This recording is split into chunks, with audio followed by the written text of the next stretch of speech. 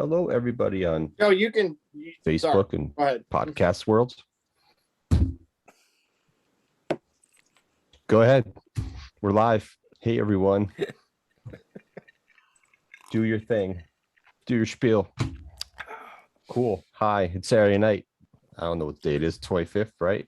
I got my energy drink. I'm tired. I'm going to drink like 4 of these tonight in this show, probably. And I got straight SoCo. The 25th. It's Christmas?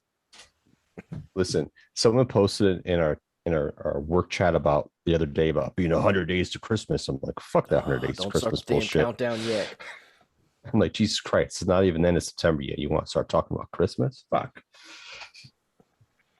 Now, my son did mention, he's like, when he came home yesterday, he goes, when he woke up this morning, I should say, not came home yesterday, but when he woke up this morning, he goes, Dad, we need to decorate. I said, decorate for what? He goes, for Halloween. I said, oh. It's the new fad, man. I said, oh, okay. I don't know what Halloween decorations we have, but we can decorate. Sure. You know, let me and Mommy go through them. He's like, no, we need to decorate now. Like, buddy, listen, I don't know what we have to decorate with. Right Mommy's now. not here. I'm not going through the Halloween decorations right now. He's like, let's do it. Because he was over at his friend's house when he was over at my parents'. Like, he has a friend that lives next door. And they were decorating for Halloween. They're the early decorators. We're the late decorators. We decorate like 2 weeks before and then leave them up for a month after. So you take your time putting them up, but then you're late to put them up and then you're late to take them down. Oh yes, very much so. So okay, Mr. Grogu, Notre Dame cup glass over there. That's actually a pretty cool glass. I'm not gonna lie, even though it has Notre Dame on it. It's a cool glass. So I just want to mention to everybody too that's watching us right now. I kind of did a little thing for this group. We all have on the same exact shirt. Now you're probably thinking, well, that's not possible. They're all fucking different colors. You don't got the same shirt on. Oh, but yes, we do. I made us, and these may become available at some point in time for everybody to be able to purchase. $50. I made us all our own sweet Four Guys Roundtable shirts. They're all in specific colors. Like mine is Kelly green, gray, and white. AJ's is orange, navy, blue, and white. All the microphones are white, so because every team has a white in it somewhere. Darth Pat's got on some Yankees colors, and then good old Joe has on. Joe, you want to show him your colors? No, I never show my true colors. I'm a Gemini, goddammit. Why would I do that? Nah. You're embarrassed. Got some Cubs colors on there. Some Cubs colors. That's cool. If you guys ever buy the shirts, the money goes to the Pat Stripper Fund. The Pat Prostitute Fund. And before you get potentially upset with saying, what kind of, charity fund is that? It was literally the most worthy charity we could think of. Yes. We don't want to help kids with no legs or anything like that. We want to make sure that our good friend Darth Pat has a little bit of fun. and also, once in his life. I mean, Jesus, And also, if we do start, potentially selling these shirts, we do promise to film NWO-esque ads for it, where one of us, probably Joe, will do the Kevin Nash buy the shirt routine. I will. Jesus. I will. That would be awesome. Don't care. I'll do it. Because let's not kid ourselves here. Half the reason they sold as many NWO shirts as they did back in those days was because of those ads with Kevin Nash telling everybody in a high-pitched voice to buy the shirt. Probably. I would not be surprised. I'm not going to disagree with that, So I will, we can go here right now. I went to see the Jonas Brothers this week with my wife. Ooh. And I've been to see Justin Timberlake, and I've seen New Kids on the Block. And the level of obnoxious screaming at this thing was like nothing I've ever dealt with. Well, I think that's because so here you go. So New Kids on the Block is a majority of them are going to be people our age. Right. Because that's what our age group, the girls, grew up on. Okay. So you got that. So that's a very different demographic. No, that's 40-year-old women. This was 20 and 30-year-old women. Right. Justin Timberlake, the late, maybe mid to late, mid 30s, maybe late 20s, somewhere in there. The girls going to see Jonas Brothers are my daughter's age. No. It was mostly women Nicole's age. Really? 20s and 30s, Jeremy. We're not talking about maybe some college girls, but it was mostly women 25 or old. Wow, that's surprising because I know my daughter went to see the Jonas Brothers also right out just yesterday. I told Nicole if I could see them do a virtual concert, I would probably enjoy that because I don't have to listen to the girls screaming the whole time. So because the concert itself wasn't bad. They're couple of their songs I don't particularly like, but it was fine. Mm-hmm. It's just screaming. It was just like, and the white girl wasted girls that we saw. She saw more of that on night one, but I had one next to me who kept falling into me, and she kept flipping her hair around and hit me with her hair. Oh, I'd have pushed her. And I'd have pushed her like I'm sorry. Oh, you fell down. Let me help you up. Like fell on my hand. Her butt like fell on my hand once. And Nicole's sister's like, "Did you give it a squeeze?" I'm like, "No." You've been like, "No, this is the Me Too era." Duh. That means me too. I squeeze. Boop, boop. So, because I'm just kidding to all the Me Tooers out there. That is just a joke. Just a joke. We don't want to. We're not here to offend anybody. We understand that as a very real thing. We're just having a little fun. The only person in the whole pavilion that was not standing, so I probably made it hard on myself because I was sitting. So the girl behind me kept hitting me with the sleeve of her jacket, and the girl next to me kept falling on me. So because I was sitting down watching AEW Dynamite. Oh my god! Yeah. I mean, does that surprise any of you? No. And right before the Jonas Brothers came out, I'm like, I'm going to go to the bathroom and go to the food stand because I don't want to be sitting there when these people come out and these girls go absolutely apeshit. Mm-hmm. So I was like standing kind of watching, and I was watching Dynamite, and all of a sudden the internet there crapped out when the Jonas Brothers came out because everybody was recording it. So all of a sudden I couldn't watch Dynamite anymore for like 10 minutes. Yeah, everybody had to go live, man. Everybody put it on go live because that is super, super important that you must go live at a concert now. Must go live and show people that you yourself the whole time. Yeah. So it's funny because, I went to a concert last weekend.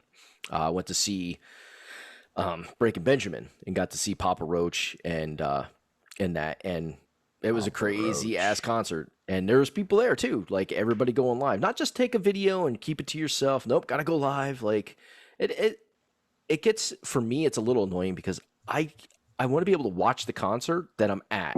And when people got their phones up, especially if it's people in front of me, like all I can see is your phone. Like I can't see through your phone. So could you please put your phone down, watch the actual concert, and enjoy it? Like, and you're asking way too much. I know, I am. Extremely too much. There's just a different dynamic between girls and guys when you go to concerts. Like, I don't understand. Like these girls are like screaming, "I love you," and I wanted to be like, "He's married. Shut the fuck up, bitch." They don't give a shit. Like, he's married. Sway him. He's married. He's married / he can't hear you, and he can't see you 100 rows back. He's not going to see you, so shut the fuck up. Like it's annoying. That's the worst part of it. I've never been to a concert where some dude, if some hot chick's on the stage, he's like, "I love you."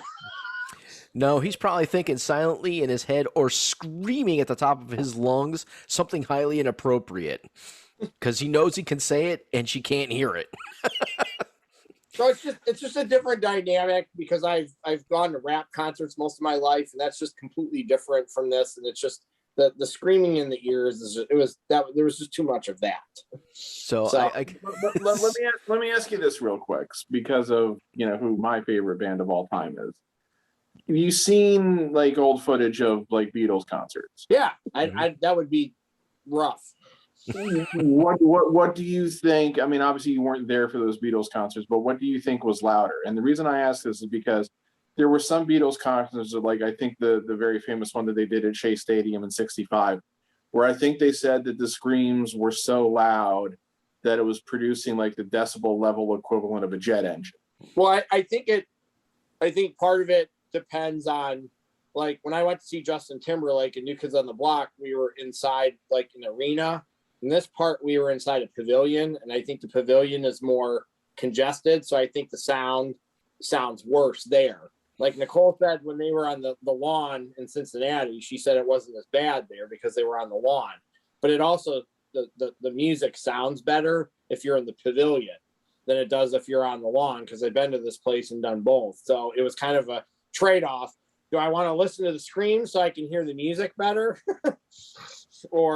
But I'm sure the Beatles ones were worse, just for me, because we were in the pavilion and it was just 95% females in the pavilion. Yeah, I think the Beatles ones were worse too, is because that was a constant screaming. I feel like every time I've ever seen like footage of a Beatles concert, it was constant screaming. Like it never stopped. And it wasn't just the girls; there was dudes screaming like that because they loved the Beatles so much. They were Beatle fanatics. It's Beatlemania, bro. Beatlemania, so I think baby. that's the give and take between that. Is just it was everybody that was there was a screamer. It was constant for the Beatles, where for like Jonas Brothers and stuff like that, there was probably periods where it went down and people were singing the song, and then it went back up with the screaming and down with the song. It was up and down. So where, like I said, every time I've ever seen footage of Beatles concert, it was just scream after scream after scream after scream. It's like they never stopped. Like I don't know how these people had a voice by the time they were done with the concert, but yeah, it was crazy. And of course, that's one of the reasons why the Beatles stopped giving concerts, was they just got tired of the screaming and nobody was listening to what they were actually playing. So they're like, yeah, I think we're not going to tour anymore. Well, yeah, and it's like with the Beatles, it doesn't. I get it. Like you really love the Beatles; they were so different, they were so good for so long. But towards the end, like when they were doing, what was it, like Sgt. Pepper's Lonely Hearts Band, and maybe I forget what the albums are after that. They had gotten older. They weren't like, I don't feel in my mind that they were the sex symbols that they were when they first came over from the pond. Music changed. It evolved. Like there was on some VH1 special from like back in the day, the one guy said, he said it really happened more in 1966, which is when the Beatles released the Revolver album. And it's also when they stopped touring. It's when they gave their last official concert. Was when like the music changed from pop to rock. Mm-hmm. And then like, everybody was starting to get experimental, and the Beatles, of course, were at the forefront of that with Sgt. Pepper and everything like that. But yeah, they started being, artists at that point, as opposed to being teeny boppers, really, right down to it. So yeah, that's basically what it was, is that like they were like evolving musically, and they were going beyond just like where every song was, she loves you, yeah, or I want to hold your hand, and those kind of sentiments, to like, producing things that like, made you like, feel, and, like took you on like musical journeys, and were like experimenting with how they could change the sound and everything. So and along with that came the highly experimental drugs. Yes, the LSD was quite an influence on quite a few songs of that era. I mean, shit. If you ever listen to the song that closes the Beatles' Revolver album, "Tomorrow Never Knows," it's like no one not on acid could have written that song. So, yeah, I think that like I liked. They don't really. I think that the one of the things I did like about the Jonas Brothers is they play instruments, so they don't like do a bunch of like dancing and like the choreographed dances and stuff. They did like once or twice. They did a little thing together, but they never like were worried about the choreographed dancing and stuff. They were just more like singing and playing their instruments. So Yeah, they remind me more of a. They shoot that stuff out of their instruments, right? what? They shoot Like that fireworks? stuff out of their instruments, like that white stuff that they cover all the girls in the front row with. Okay, Pat. I guess you never saw that South Park episode. We're, okay. I want to take that in so many different ways right now, and I have different roads, and I'm not sure which one to take right now. Just like when you're just done, just like when you're done, go to YouTube and look up like South Park Jonas Brothers, and as long as it's on there, I think you'll see what I mean. That's good. What else do we want to talk about? I'm done. That's enough of that. He's done talking about the Jonas Brothers. He's given them enough time. Nice. All right. Well, yeah, I guess so. Can you see anything that I'm sharing or no? I mean, it says that you're sharing some computer sound. Okay, good. But I can't hear anything. I'm just gonna leave it like that, and I'm gonna try to play something later and see if it works. If it works, it does. If it doesn't, we're not only did the Beatles experiment, we're going to experiment too. Please, no finger in my ass, okay? We've got to get experimental. What drugs did we drink today?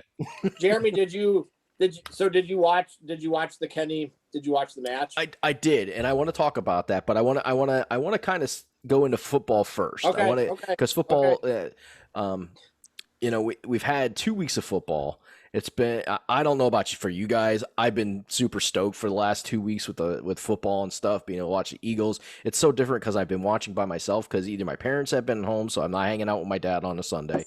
My brother hasn't been home, so I'm not hanging out with him on a Sunday.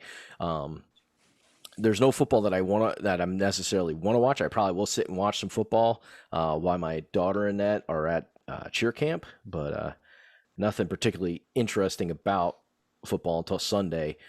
But I do want to share, I want to talk about a couple things with football. One, like where we are, what game, if there was any, there was quite a few highlights that I saw in regards to week 2, which I thought were really cool. Real quick, Clemson lost today in college football. I was excited. I was stoked for that. Unfortunately, so did we, Joe.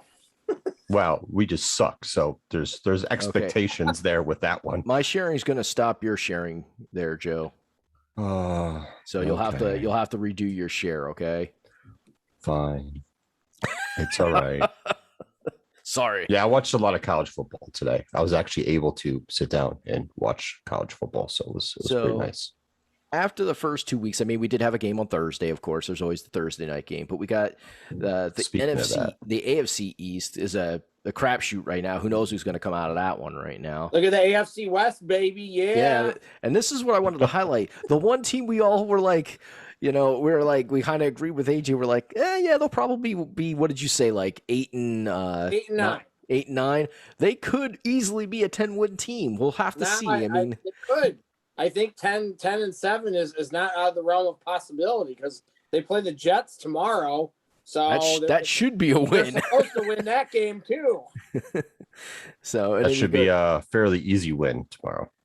And then you got the AFC North. That's a toss-up again. Everybody's got the same record. Yeah. Oh God, we play the Browns tomorrow. Joe's teams tomorrow. Come on, Chicago. Come on, Chicago. That's actually going to be Go Bears, but I'll say go Bears tomorrow. That game's gonna be on TV tomorrow on Fox, so I'll be able to watch it. We'll see how that goes. Go Browns! Fuck you, go Browns! Jackass. Again, we've gone over this in the past because the Giants own the Bears' first-round pick next year. Yes, I know. I have to root for the Bears to lose. It doesn't matter who they play. So, and this has been interesting.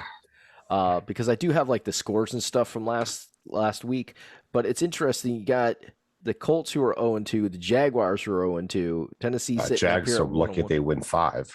Yeah, the Jaguars are pretty bad. I don't know what's going to go on with the Colts. Like I said, I'm rooting for Carson Wentz to do well, but it doesn't seem like they've got all the tools that they need. Well, that's the problem they're having right now. Wentz is banged up. They don't even know if he's going to play tomorrow. Yeah. So then we Ankle go over to issues. this lovely crapshoot. Here we got the NFC East, which looks like which is, as we knew, was going to be a hellhole. But here's the lovely Giants, where we kind of thought that they were going to be at 0-2 after the first two games. Though I must say, I mean, I can't say I thought they were going to be at 0-2 because they played terribly against Denver, but they could have and should have beaten Washington last Thursday right, night. that game, and I'm going to bring up the scores in a little bit. Yeah, they should have. The Washington game was so damn close. Like, that was a toss-up who was going to win that. It essentially seemed like a back and forth. Now, I didn't actually get to watch that game, but it seemed like it was more of a back and forth, or one team came from behind. I don't know, Darth Pat, you could probably allude to that a little bit better because I'm sure you watched that game.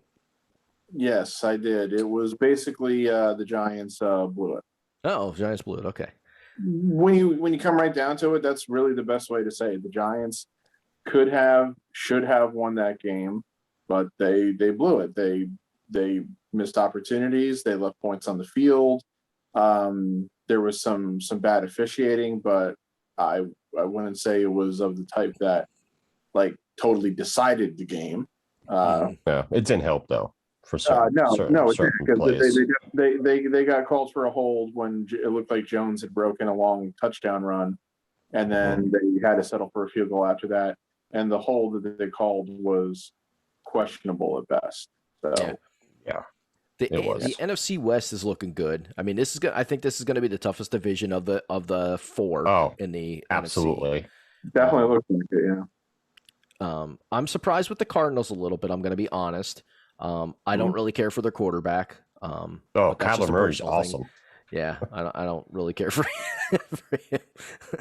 Kyler Murray's good. Me neither. But that's just a personal thing. Nothing against him as a human being or anything like that. Now, you said me neither, AJ, so you don't like him? That's what you're saying? Yeah, because he's from Oklahoma. Fuck that. Well, I mean, the Boomer Sooner. Fuck the Boomer Sooners. I figured that's what you meant, but I just want to make sure.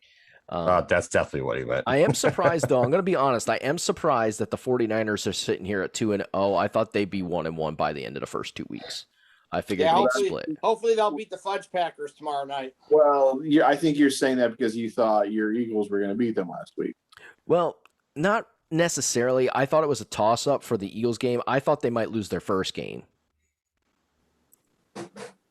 That's the game I thought they might lose. Because if I remember correctly, Jimmy Garoppolo did not play that game. They had a different quarterback that game. And I think maybe Garoppolo came in late in the game or something like that. I don't know. Garoppolo.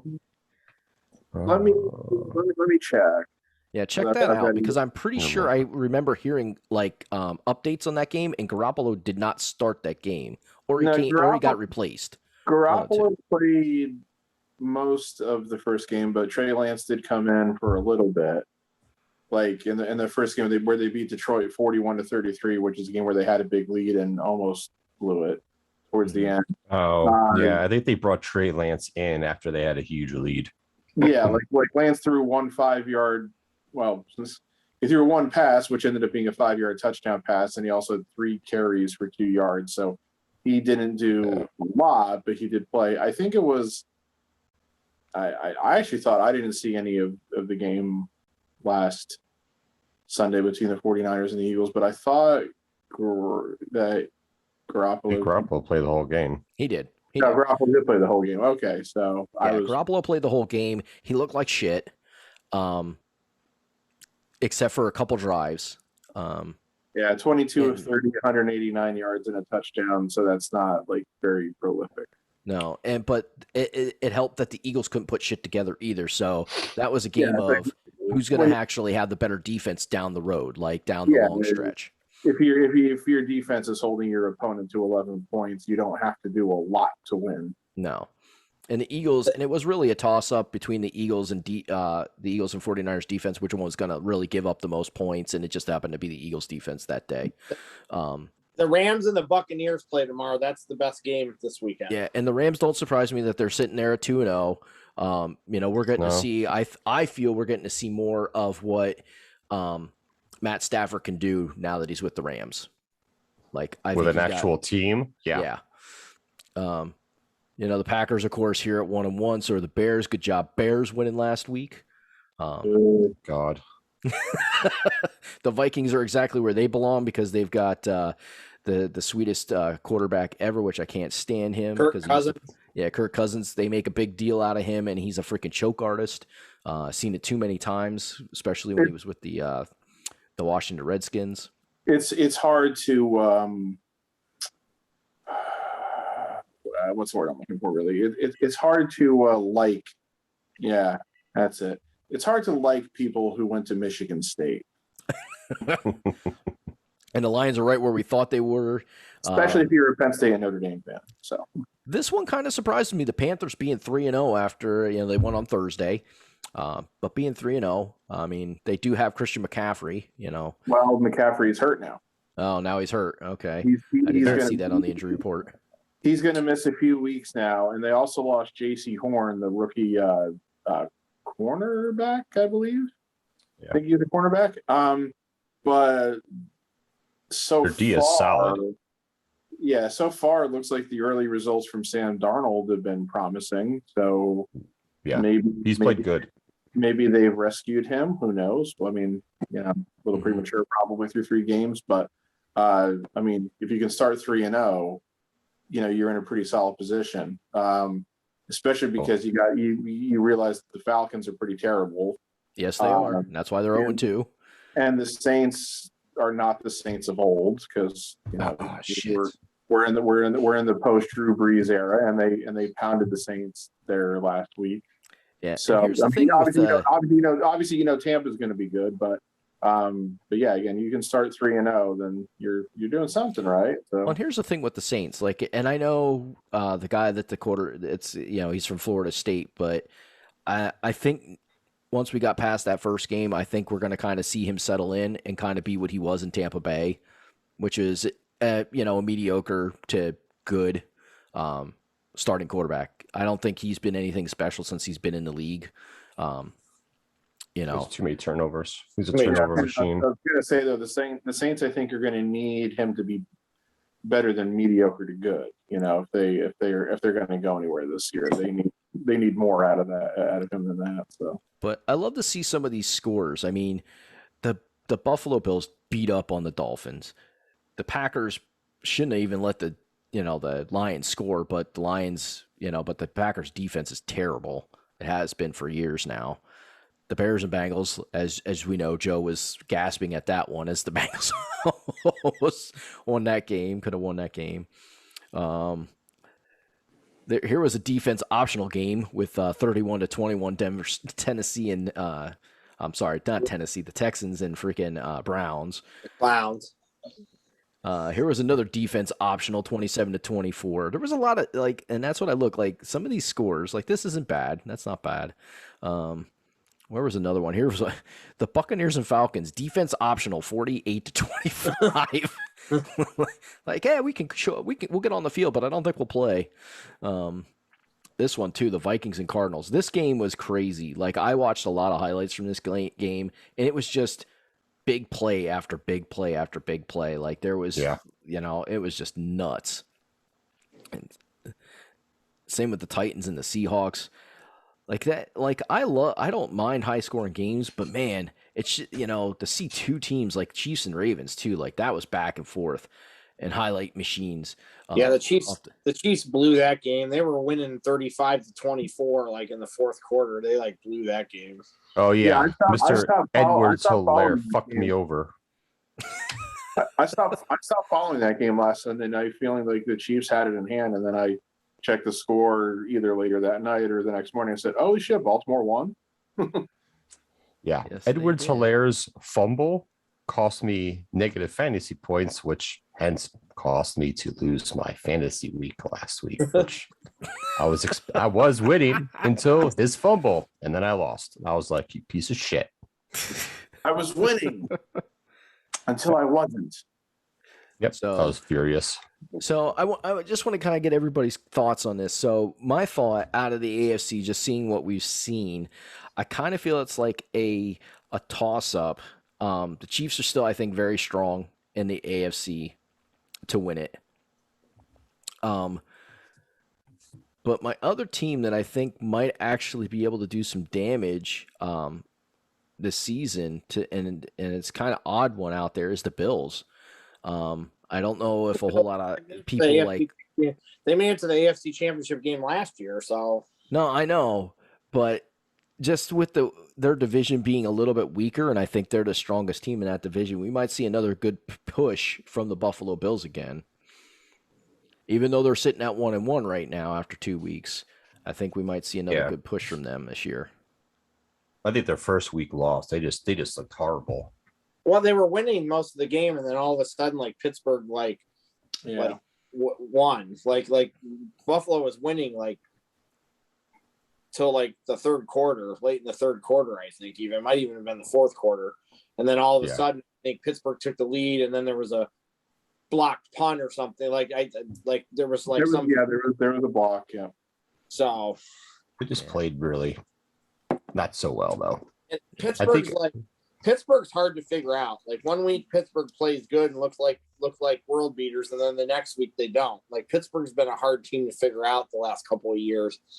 They're a team that's going to need health above all else, especially because they have an older quarterback, who is generally one of the tougher guys you've seen play the position over the last 20 years or so. Yeah, but he's still had injuries that have kept him out. I know I saw Watt's going to miss their game tomorrow against Cincinnati, so that's a pretty huge loss because you just don't want to be without that type of guy. Who's such a trademark defender, and it's like they beat Buffalo, but then they went and they lost to the Raiders at home. I was about to say Oakland. No, that's Vegas. The Las Vegas Raiders.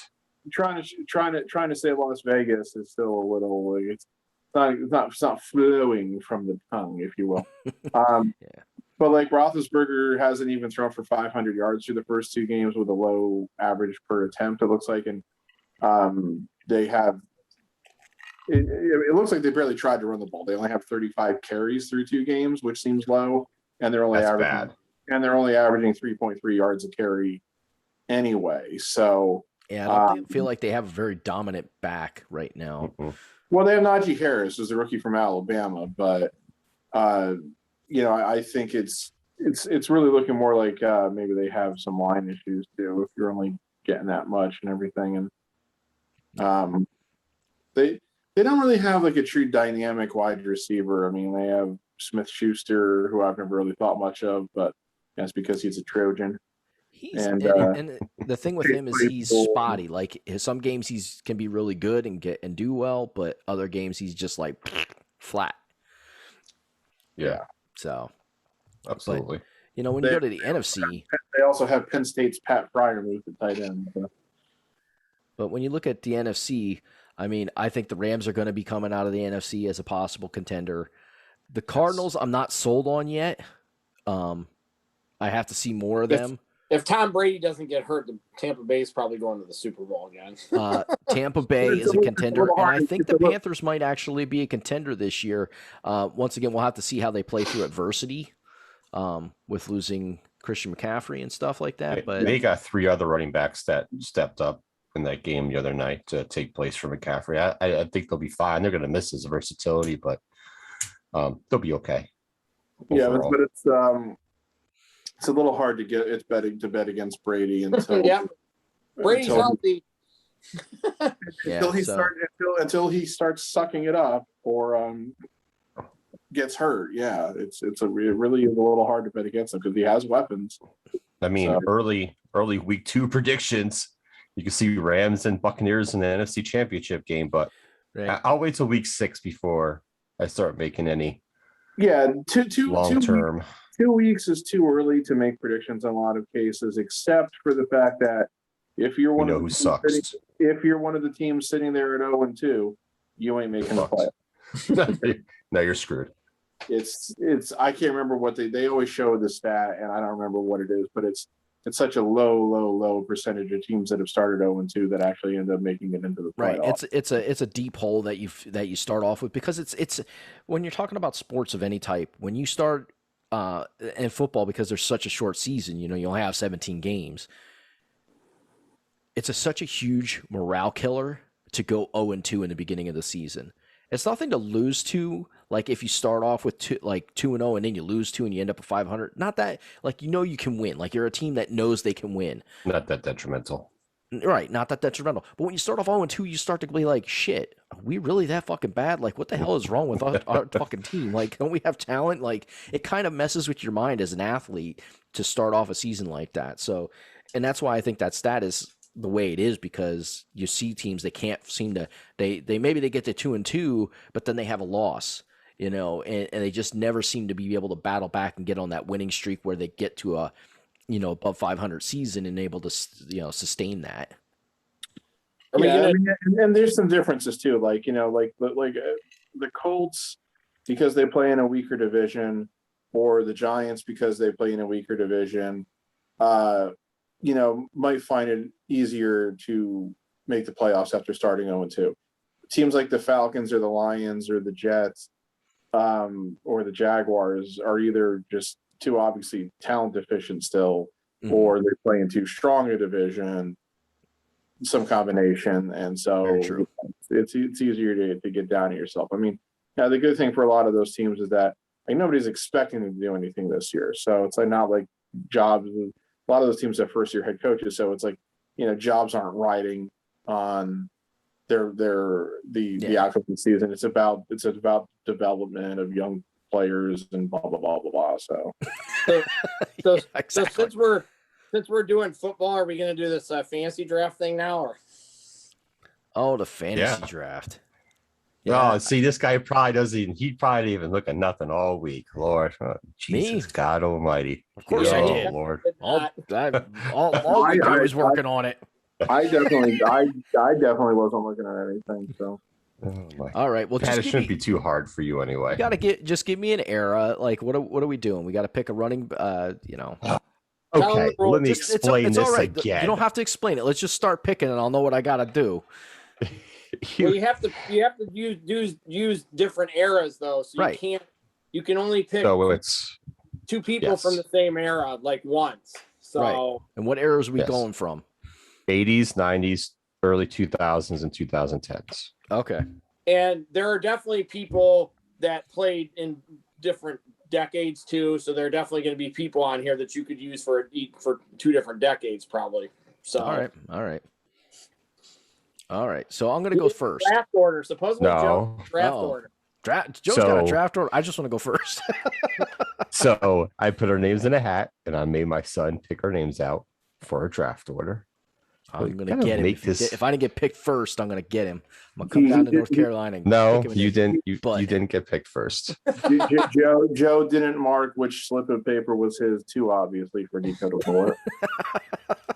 No, I didn't make it blue. And the rest were white. I didn't tell him what to do. No, not at all. So, Pat, you actually go first. Jeremy goes second. I go third. And then AJ's last. And we can't, if they pick somebody from the same, we can't pick the same person from the same era. No, you can't pick the same person twice. Once a person's gone, they're gone. All right. Yep. So Pat gets to go first. Yeah, so it's one quarterback, one running back, 2 wide receivers, and a tight end. It's just something fun to do that I saw on Barstool. All right, Pat. You're going first, Pat. Oh! Let's go, Patrick. You're on the clock. I'm sorry. Do you have the ticker? The sad there's an injured player on the field talk to me? No, that was cool. Thanks, Joe. That was cool. Let's see. Not sure. I hope our listening audience was able to hear that, because that was absolutely fabulous. If you guys were able to hear it, they should be able to hear it. I hope so. Go ahead, Pat. All right. Well, so what I did work. That's sweet. That's all I need to know. Well, I guess I gotta take Brady. Okay. It's going with T. Brady. All right. Joe, you're gonna have to keep track of this as far as who picked who and what era they're from. Yeah, because I'm keeping track. Brady can be from either the two eras. So yeah, he's got the 2000s and the 10s. Yeah, I was gonna say, when was he better, the 2000s or the 2010s? It doesn't matter. I mean, he lost twice in the 2010, so maybe I should say he's from the 2000. Well, I think it just depends the way your draft works out. All guys. right, Get the right so people. I'm second. All right, so I got to think quarterback. All right, if we're gonna go quarterback, I guess I'm gonna Hold take on. my *80s quarterback, and You don't have to go quarterback. It's up to you, Jeremy. I'm gonna go quarterback because I want to make sure I get the quarterback that I would like to get. There's so many of them. Yeah, I know. But '80s quarterback, man. I have to go with probably the second greatest quarterback as far as Super Bowl wins. That's got to be Mr. Joe Montana. Okay. Really? I'm only kidding. I'm like, really? What? I'm only kidding. Okay. Tied for second. Terry Yeah, I'll go with Joe Bradshaw Montana. 4-2. All right. So I guess there's that's your my 80s 80. I pick. guess he's the '80s quarter. Yeah, he would be '80s quarterback for sure. Yeah. All right. Joe. Yeah, this is a no-brainer. Yeah. Oh, please. I'm taking my running back. You fucking crazy. I know who you're taking. Walter Payton. Of course. Yep. There's the true '80s running back. Yeah, right. In the 70s.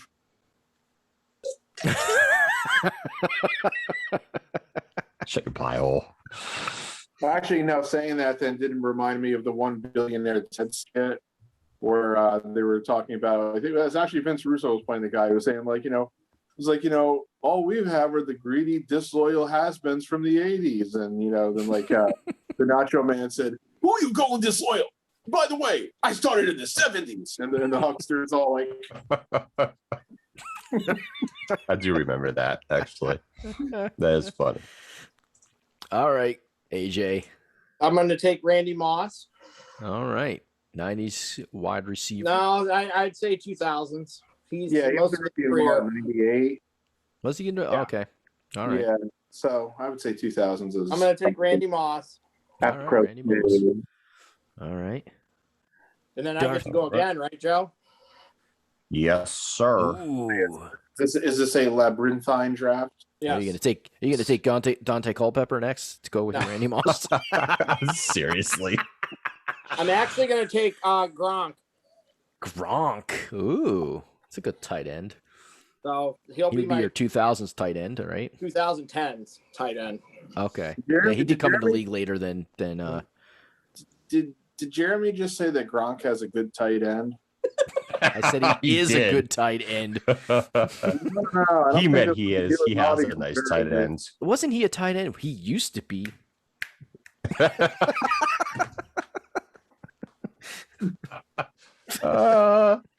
Oh man, in living color, 3 snaps. Okay, I got it.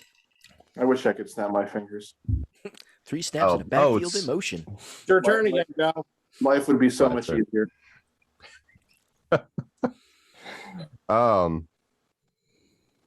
Yeah, I don't know who to pick after that first draft pick. No. You're making fun All of right, everybody and you're going, I know All I right, have everybody, I have a list in front of me. Joe just revealed the whole reason to do this. He just wanted to talk about how great Walter Payton is. Yeah. No, I'm only kidding. I'm taking I'm actually taking a tight end too. I'm taking Gates. Ooh, Antonio Gates. Okay. All right, that Antonio comes to Gates. me then. 2000s Do that. are there, I would probably, right, Joe? I will be Yeah. interested to see how long it takes him to get into the Hall of Fame because I think he'll get there. I don't think he's a first ballot guy though, so it'll be interesting to see how many years they take before they put him in. All right, so I'm going to take a running Yeah. back this time. I'm going to hit my '90s running back, and I'm going to take Barry Sanders, the Very Jupiter good, Jiver. sir. All right, so I get 2 picks in a row, basically, right? Yes. Yes, hold on. I'm writing, damn it. Oh, I'm sorry. You should be typing like I do. I'm not in the mood. No, go Oh. ahead, Pat. You're fine. All right. Well, I have arguably the GOAT quarterback. So I'm going to take the GOAT wide receiver. Well, I took him already. I did. I took him already. All right, make your goddamn pick. What is that? A fish eating him? I'm taking Jerry Rice. Oh, Jerry Rice. All right. What is he technically? Would he be 80s or 90s? He's the 80s. Is he He's 80s, probably. I mean, you could say both, but But you could say both. I'm thinking of him as an 80s guy because I'm going to follow that up with a 90s running back. Oh. And you might think that that's going to be Emmett Smith. Well, you would be wrong. No, I don't. That'd be a poor choice. No. Refuse to pick a cowboy. So I'm going to take somebody who was always one of my favorite players, even though he played for a team that my team played in the Super Bowl once upon a time, and that would be Thurman Thomas. Oh. I think people, even though he's in the Hall of Famer and everything, I think he's unfortunately somewhat best remembered for not being able to find his fucking helmet at the beginning of Super Bowl 26 against Washington. I think people have somewhat forgotten just how dynamic he was, both as a runner and a receiver. And that's because he never won a championship and wasn't quite Barry Sanders. So, he was playing an era where there was Barry Sanders and Emmitt Smith and some other guys. So I think he sometimes flies under the radar. Yeah, no, Thurman Thomas was really good. Absolutely. Go ahead, Jeremy.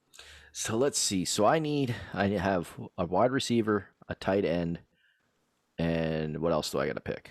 What did you take? You took a quarterback? Quarterback and a running back. Oh, two wide receivers and a tight end. Yes. And I got the Do I have 2000. to sit here and keep track of everything you do.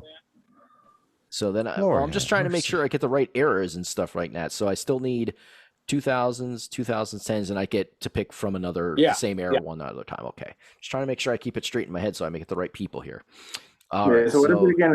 It's one quarterback, one running back, two wide receivers, and one tight end. So Yes, Jeremy needs two wide receivers and a tight end. Yes. All right. So I'm gonna go tight end, and Who are you? Huh? Nothing. I just said, "Are you?" I'm You've been trying to talking think about it a if lot his lately. see. I feel like his career started in the '90s, but it spanned the 2000s.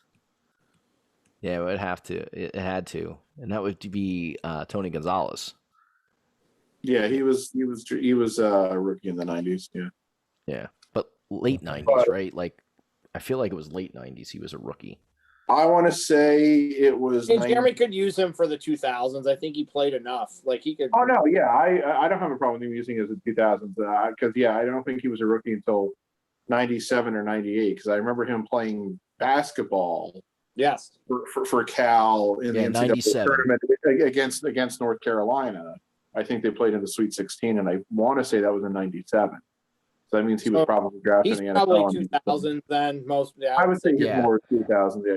Yeah, his rookie year was 97. That's right. So yeah, he would definitely be more 2000s. Yeah, and I'm pretty sure his career lasted into the 2010s too. So the bulk of his career was the 2000s. Yeah. All right. So good. I got that right. I thought that's what his was. So okay. So Tony Gonzalez for tight end. All right. Now I got to figure out my wide receiver. Shit. Good pick. Arguably the greatest tight end of all time. So arguably. Until the guy I picked, his career is over. I'm not sure if Gronk will equivalent his stats, but again, it's always a good debate. It's subjective, very subjective. I thought I SOL'd myself on my wide receiver, but I did not. So I can do this. Okay. Pick a Megatron. Megatron, nice. Do as I command. That's right. You're an idiot, Starscream. I couldn't remember. I was like, he started in the late 2000s, but most of his career was in the 2010s. So I was set with that one. Megatron was Calvin Johnson, if I remember correctly, right? Correct. Yeah, okay. Hey, DC when in the Transformers movie, Megatron gets, remade into Galvatron, that moment freaked me out when I was 5 years old, okay? I mean, probably did for a lot of others as well. That whole movie freaked me out when I'm 5 years old because I barely understood the concept of death. And here's like every Transformer that you knew. I know. from the shows getting fucking killed in the first 20 minutes. Ironhide and all of them was like, oh. Yeah, it blows off Ironhide's head, like, Prowl's like insides melt and he's smoke's coming out of his mouth and shit, and then Galvatron disintegrates Starscream and everything, and then of course Optimus Prime's death. So it's like, yeah, that was pretty freaky for a 5-year-old who made his grandmother take him to see it. Yeah. So was AJ going to take a quarterback third round? Hey, which Bronco quarterback are you going to take? I'm going to take Peyton Manning. Oh, I figured. Cheater. Why? Cheater. Why? I don't know. 'Cause I said so. I'll take Peyton Manning. Then he'll be another person from the 2000s. So that I'm done with that era, that decade. Yeah. And I'll take Marshall Faulk as my running back. He played enough in the 90s that I can take him for that decade. So Yeah. Yes. When was his rookie year? 94, probably 95. Because I think his last year at San Diego State was 94. Yeah, 94. Yep. So yeah, he had Marshall Faulk. Yeah, Falk actually had a 12-year career, 6 years in the 90s, internship year in 2000. So it's like a perfect breakdown. Oh, it's my turn, huh? Yeah. So I did my 80s, my 2000s, my 2010s. Which way should I go with my wide receivers? Should I take T.O.? Should I take Terrell Owens? I would That's not up to take you, the dude. guy. Do I have a quarterback yet? No, I don't. What Do did not. I do? Why didn't I not think of a quarterback? You actually took one after me. I thought I was going to be the last one to take one. You know what? That's a-okay. I am. I'm always debatable on this one. You know what? I'm going to take. Fuck it, I'm taking Chris Carter. Ooh. Nice. Wow. That would be my 90s. 90s, yeah. I can't believe you do that. All he does is catch touchdowns. I know. So I'm gonna person. take somebody that Peyton Manning threw to quite often and has quite the hell of a record with, and I'm gonna take Marvin Harrison. Okay, I figured. Marvin Harrison, that's going to be the 90s as well. Oh, wait, no. Yep.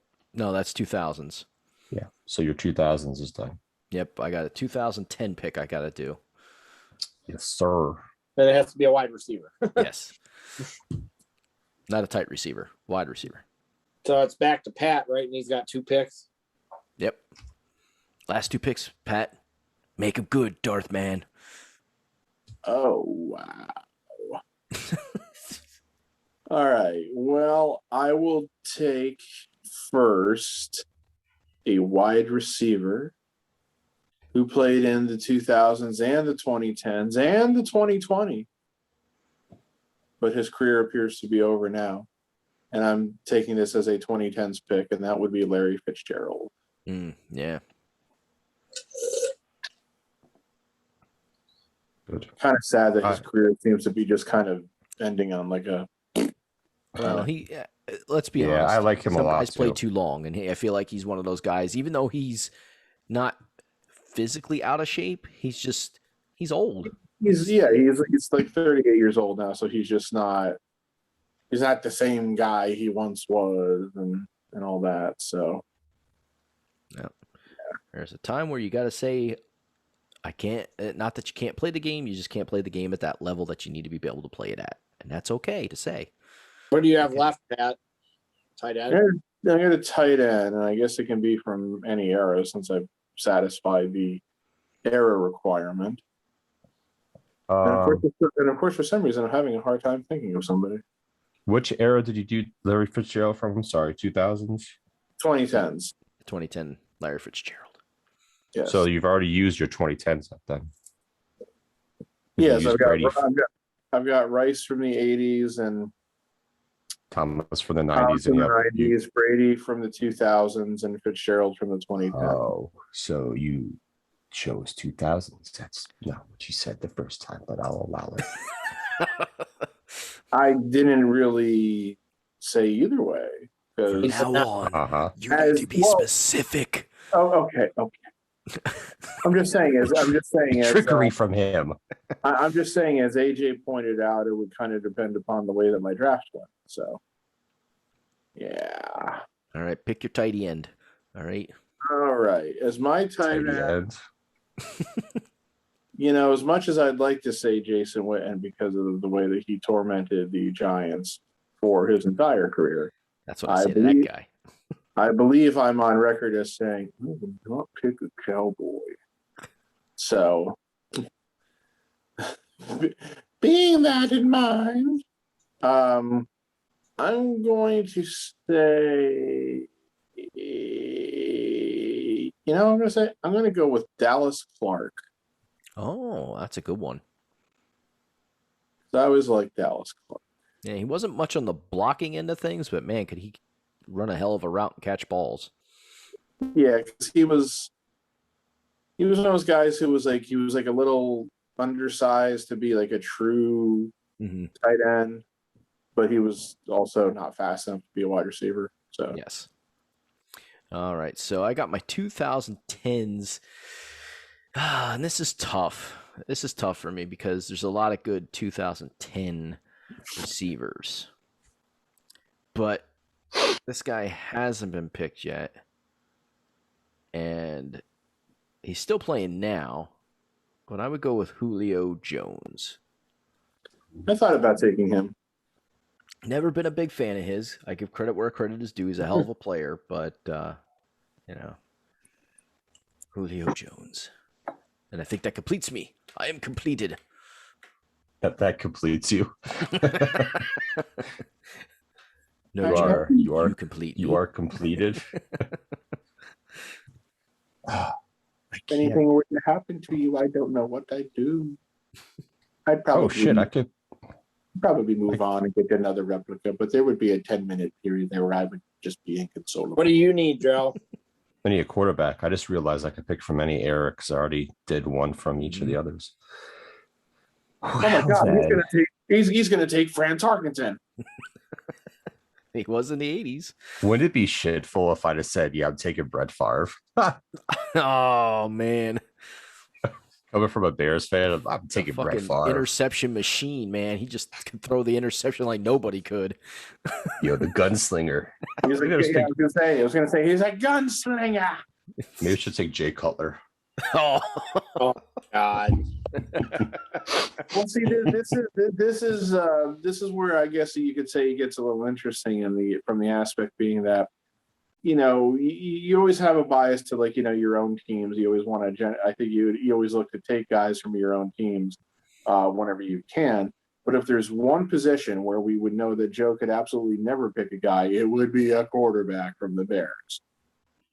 I know. There was no way in living hell I would pick anybody.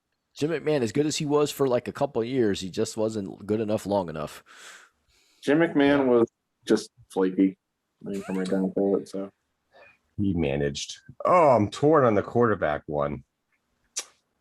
This is just tearing my soul apart here. It's hard to pick a quarterback when your team's had shit quarterbacks for so long. Yeah, well, I wish my team had that one or that one or that one. that was my point. So let me look at my team. How's my team constructed? Joe, there's definitely somebody that played for my team that I left on the table. So. Oh, I know. He's in a lot of ways, I was surprised you didn't take him. Peyton notwithstanding. Right. It was the way my draft played out because of who I wanted. It worked better that way. I didn't think Peyton Manning was going to be around because I thought Jeremy was going to take him. So when Jeremy didn't take him, I'm like, oh shit, Peyton Manning's on the board still. Yeah, Jeremy went with Montana. That surprised me. I thought about taking Peyton as well, but at the end of it, I was just like, I I would have taken Brady. I would have taken Brady then, Pat. So, well, if Yeah, you look at the way I drafted, I went in numerical order. I went 80s, 90s, 2000s, 2010s, back to 2000. Slacker. At the end of the day, I was just kind of like, it's hard to ignore the Super Bowl. Christ. Why is it still hard for me to pick a quarterback? This is actually the one position I did not know who I was going to take out of all of them. Ooh, you could go with Aaron Rodgers. Fuck no. I pick Brett Favre over Aaron Rodgers any day. He's more respectful than Aaron Rodgers ever will be. Do you hate those State Farm commercials that much? oh god, Yes, I do. hate him. So, God, I have good people to catch the ball, and I got Peyton. Fuck. I don't know if I want to take a quarterback from from the 2000s or 2010s. That's what I'm torn on. Because I really kind of want to take Drew Brees, but then I don't. He was definitely an accurate quarterback. If you want somebody throwing to your wide receivers, and it's going to be accurate. Drew Brees was definitely that. Fuck yeah, I'm gonna take Dan Marino. Oh, there he is. Yes, the fucking stat machine. Listen, Dan Marino throwing the Chris Carter, Megatron, and Antonio Gates, I'll be fine. Need someone accurate and has a gun of an arm to throw it to those guys. Tell you what, Dan Marino was a fucking stat offensive line blocking for them. Dan Marino just feared the postseason. Yeah. Well, he made it to a Super Bowl so young in his career. That team really wasn't really ready to make the Super Bowl. And then he got embarrassed a few years. Denver and Jacksonville embarrassed him a couple years in the playoffs. Yeah. All right, AJ, last pick for you, sir. Steve Largent. Steve Largent. You went with. I needed somebody from the 80s, so. Barf. What the hell? I can't even think of what position he played. He's a wide receiver for the Steelers. Seahawks. Played his whole career for the Seahawks, then he went into politics, That would be why I didn't. I knew the name, but I couldn't think of the team or when he played because fuck if I cared about the Seahawks back in the 80s. Or if anybody really cared about the Seahawks in the 80s except for Seahawks fans. Well, he had a very interesting start to his career in that somebody, I think it was the Oilers, just like literally gave up on him without ever having given him a chance. And then, he went to Seattle and had a Hall of Fame career. So, yeah. No warrant. And that's the thing. Like, it's crazy as we did this. There's so many quarterbacks that played in all these different eras that were good. But when you got to pick from like the greats of those 5 different eras that we had to choose from, no, 4 eras, 4, not 5, 4. It's just crazy. Just the running backs, the quarterbacks, the wide receivers. Just there's so many. That was fun, Joe. I think we should. Even though Pat would be at a disadvantage, I feel like it would be fun to do that in the basket in NBA too, maybe. Oh no, we should do baseball because then that would really be fun because I have no clue. All right, there's too many people. There's too many people to pick there though. Like basketball, we'd only have to pick 5 people again. So we could do baseball too. That'd be fun. I would seriously have to do like homework on that because like we'll give you a month advance on that one there. I'm just gonna have Mickey and Jay on standby and be like, all right, who should I pick now? Wow. Yeah, baseball. I would message Mickey and tell him to tell you to pick Big Papi. That would be funny. That's why I'm gonna go with Jay on that one because Jay's not gonna do that. So well, yeah, because I can't take all Yankees. Pat's on here, and he's gonna take some of them. I at least know one pitcher I would take, and that would be definitely Nolan Ryan. If nobody took him, Nolan Ryan would definitely be like the one pitcher I know. Him and Fernando Valenzuela. Those are 2 pitchers that I really are Like 2 pitchers that I'm 100% sure that I would at least get one of them, hopefully. Yeah, I wouldn't pick. I'm gonna say I wouldn't pick Nolan Ryan, but I probably would not pick Nolan Ryan. Nolan Ryan was overrated. I don't think he was What? overrated. But Nolan Ryan was overrated. He was not one of the best pitchers ever. Okay. All right, we're not talking We're about that. we're gonna step away from that because Yeah. I don't know. I don't have enough history on baseball to be able to Yeah. debate you properly. So, We're gonna step away from that. all right. So let's move into some wrestling, and all 4 of us watched a really, really fucking good match, and that was Kenny Omega versus Bryan Danielson. Got to make sure I say his name right because he used to be Daniel Bryan. So it's now Bryan Danielson. Daniel Bryan. WWE had to change his name. He was Bryan Danielson before he got to WWE. Yes. So, And I'm gonna let AJ kind of talk about this match, and we'll all weigh in. But it was so go ahead. like match of the year type stuff. This was like, Jeremy, you might have seen one of the matches of the year. So this is going to be in that discussion at the end of the year. But Pat watching when I watched Rampage last night, it was fun to see that like the ramp closer, and you could see it was slippery. Because when Kenny did that running V trigger, he had to be really careful because he almost slipped on that ramp. Okay, I have to say one thing before we get too far in this. Why the hell do they got to call his running knee the V trigger? Well, no, like, that's the name. That's the name of his knee. They call it the V trigger. That's the name of that move. Like, I was just like, everybody else gets a running knee, but he's got to call it the V trigger. I was like, yeah, but they've been calling it that for years for him. I understand that, but I was like, that's just really ridiculous right now. You gotta change. If you do a move that a lot of people do and you do it better than others, you gotta give it a name. Yeah, but he does it like 18 times a match. So I mean, it's not that special. I'm not gonna lie. Anyways, go ahead, AJ. I'm sorry. It's the V that was the first time I've ever that was crazy when he did that one on the ramp, because he fucked Bryan Danielson up. Like, he jumped from so far away. Yeah. And managed to get him in the face still. Mm-hmm. It was really a great match. It was fun to watch. And the fans got to the point where it wasn't necessarily about the good guy and the bad guy. They were just like, holy shit, we're watching this match. This is fucking awesome. And I think the last time those two guys wrestled each other was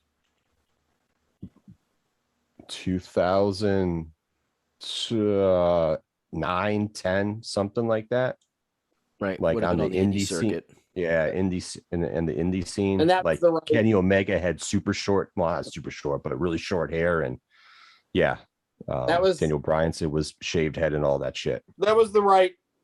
I liked the time limit draw too, so I was happy with I'll be honest, I was surprised by that. I mean, I knew that's how it ended because you guys had told me, but I was actually really surprised by that there wasn't a definitive winner, but it worked. Like, there was no story, it works. Line, so like neither person came out of it looking weak. Both guys came out of it looking strong. So like and Daniel Bryan's not doing the S anymore, so he's way more. I can handle him way more because he said he's not going to do the S in AEW. So, right. So, the one thing that I particularly didn't like was at the very end, because I don't know the whole story behind it, so it didn't make sense to me. And maybe you guys could tell me, weigh in on it and let me know. Was Kenny Omega's like faction coming down and like slightly beating up Bryan Danielson? I didn't get that, and I'm trying to figure out what the hell one of the Young Bucks was wearing. It looked like a men's romper from the 1980s. I was like, what the fuck is that? I mean, it was awesome, but I'm just like, oh my god, what the fuck is he wearing? That's just their heel stick right now. They're wearing their PJs. It's how they're going about doing their heels. Their heel run right now. They're very outlandish.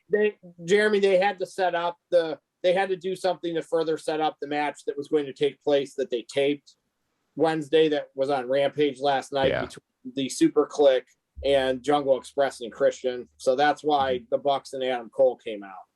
Right. Yeah. Because I know they did mention that at the end of the match once those both groups had come out that, these guys are going to meet at Rampage, blah, blah, blah. I was like, okay. That they taped after Dynamite, even though they didn't show it till Friday, they taped it on Wednesday. So Yeah, so those fans who bought tickets for Wednesday got a treat because they got to stay and watch fucking Rampage. Nice. So 4 hours of wrestling for them. That's pretty good. Yep. It was Wednesday show was the best show of the week. And what I'm about to say, if you would have told me this 6 months ago, I would have said, no way.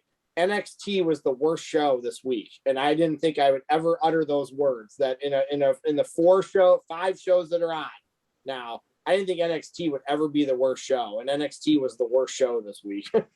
And all I can say to that is thanks, I think Vince. Cornette agreed with you on that one.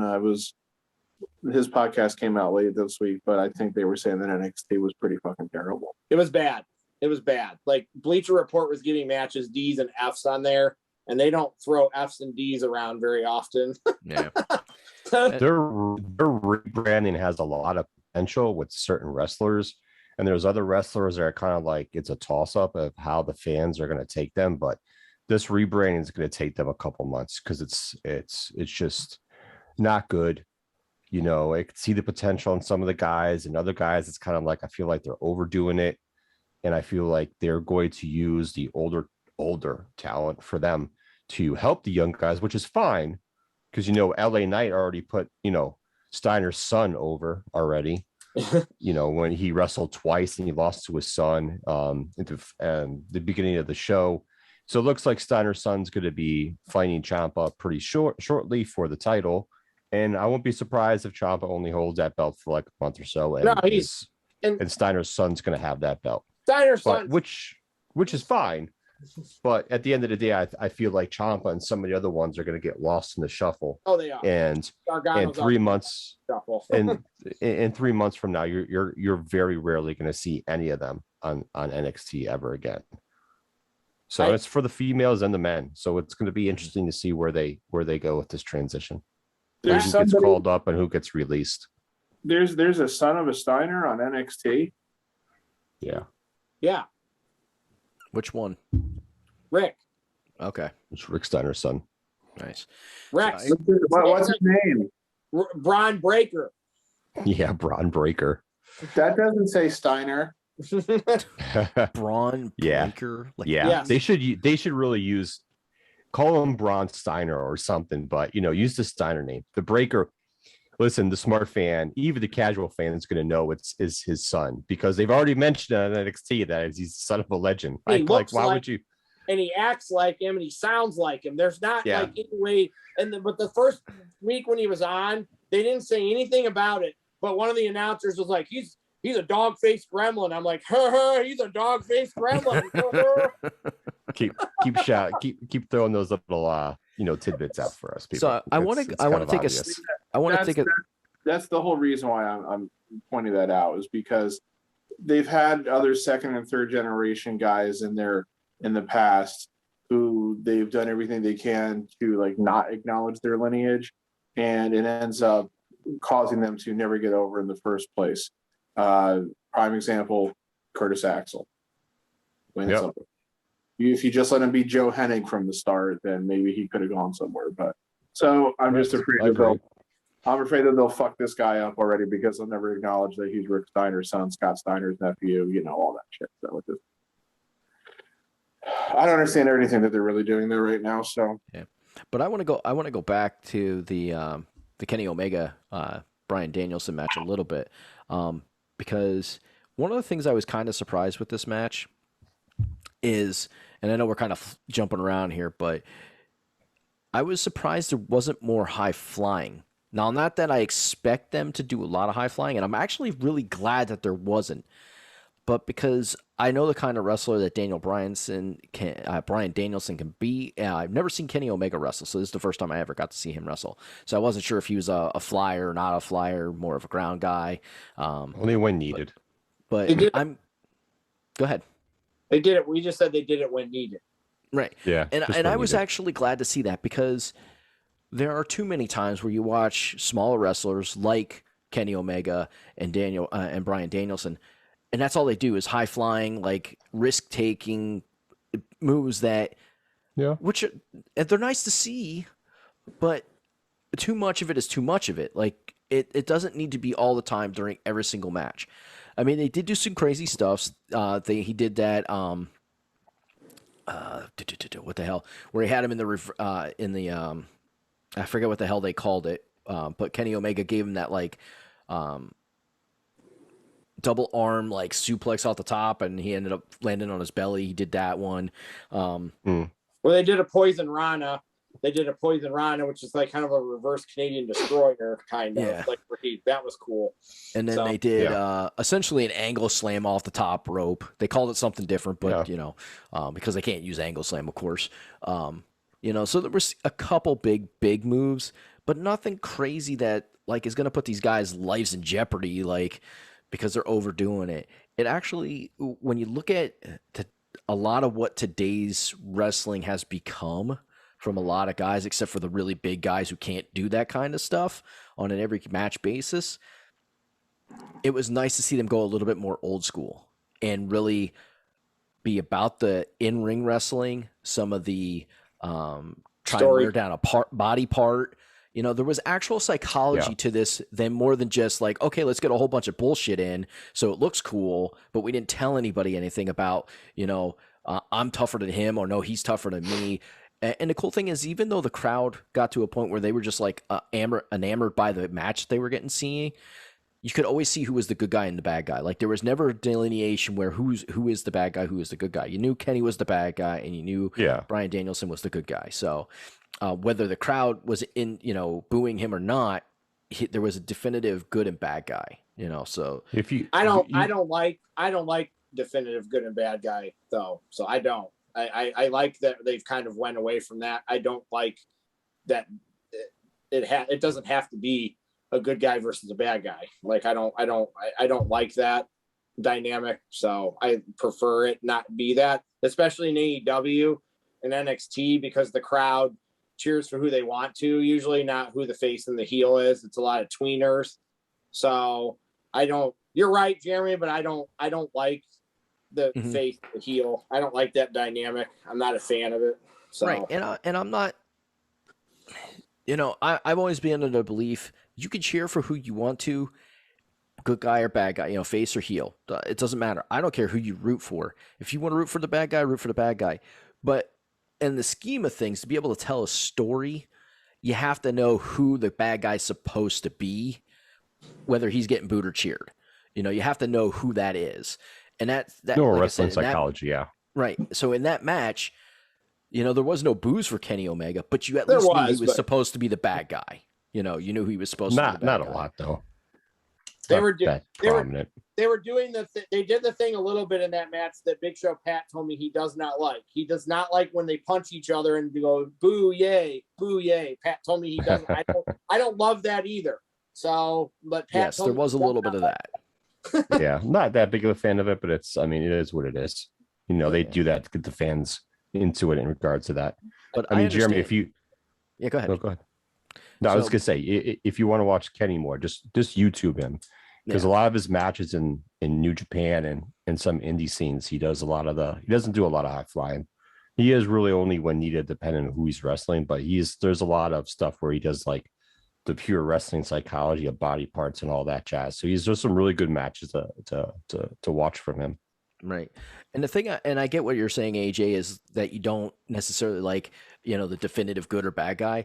And I think that becomes from watching WWE so often, where they kind of tried to dictate that you're not supposed to cheer for this guy because he's the bad guy. And, and that comes from a lot of 80s psychology too, where, bad guys were, the evil Russian guy or the evil, guy from, the Middle East, or, there was always like the foreign evil guy versus the American guy, and stuff like that. So, but I think fans are smart enough to know that, hey, even though this is the bad guy, I still like this guy, and they still cheer for him.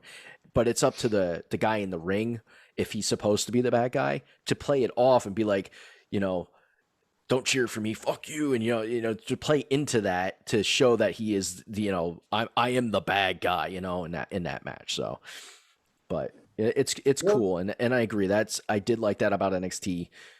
Didn't matter if they were playing which heel or face, they were either going to get cheered or booed based on what the crowd actually wanted to do for that particular person. So that's cool. It is cool. It's a cool dynamic to see. And it was like that until they decided to do this NXT 2.0 bullshit. I would watch. And Gargano, Adam Cole, and Ciampa got cheered no matter what. They didn't. The NXT crowd did not care what those guys were doing. They got huge pops every time they came out, and the fans were cheering them, even if they were the heels. The fans were cheering them, and that's what made the NXT crowd unique to me. Is that I never felt like they were like, I'm going to do what you're telling me I have to do. We're going to do whatever we want. That's kind of how the NXT crowd always was. Right. And I think a lot of that too also has to do with the fact that the NXT crowd and even AEW crowd are not that dynamic of 5-year-olds to like 13-year-olds. They don't have that dynamic in the crowd. It's more of a crowd that is your 20s to maybe 35s, 9-year-old males. The demo. Right. And you don't have the moms necessarily in there. You might have women in there, but they're not the mom women where they're trying to teach their kids good and bad and evil, and they're just pure wrestling fans who just want to watch it and watch sweaty men roll around in their underwear. It just sounds nasty, man. We won't be able to hear this song anymore. Yes. Shock the system. That's one of the greatest theme songs ever. Yep. NXT, and it's gone. So I like Adam Cole's music now. It's good. It's better than the shit that they gave him at the end of his NXT run. I like his music now, but it's not ever going to be better than Shock the System. So. And Joe, I just tested it. The crowd can definitely hear what you're playing. So it is so awesome because you got to show me how to do that. I've been trying to figure out how to do that on this thing because I want to have sound bites in there, like stupid little funny sound bites that I can just hit a button and like play that shit. I think a lot of people Wednesday night were surprised when Omega and Danielson was first. I don't know if anybody really knew that was coming. They didn't announce it. They didn't say that was going to be first. So I was kind of surprised. I mean, I think it's cool that they let Britt and Ruby be the main event that night because that match was really good too. So, but I think that everybody was a little bit surprised. And AEW does this because they did it last night. They put CM Punk first, and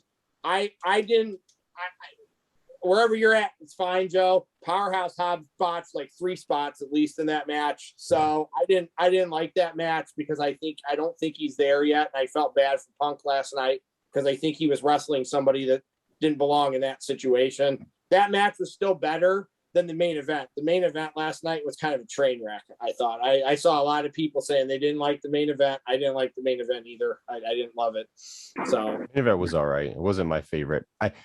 Hobbs is it's one of the things like I don't like him and don't dislike him. He has potential, but like the Hurricanrana thing they did when that was just that move shouldn't have happened. And I don't know what Hobbs was waiting for and whatnot. And I'm just kind of like, this is going to go bad. And then Punk starts bleeding.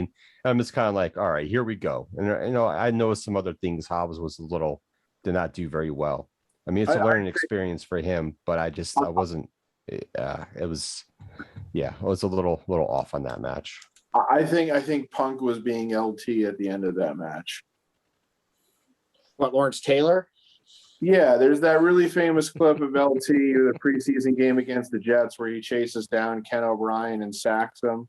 And as he's getting up, he says, son, y'all got to do better than this. There's the moment at the end of the match after Punk's got the win where he like patted Hobbs on the chest.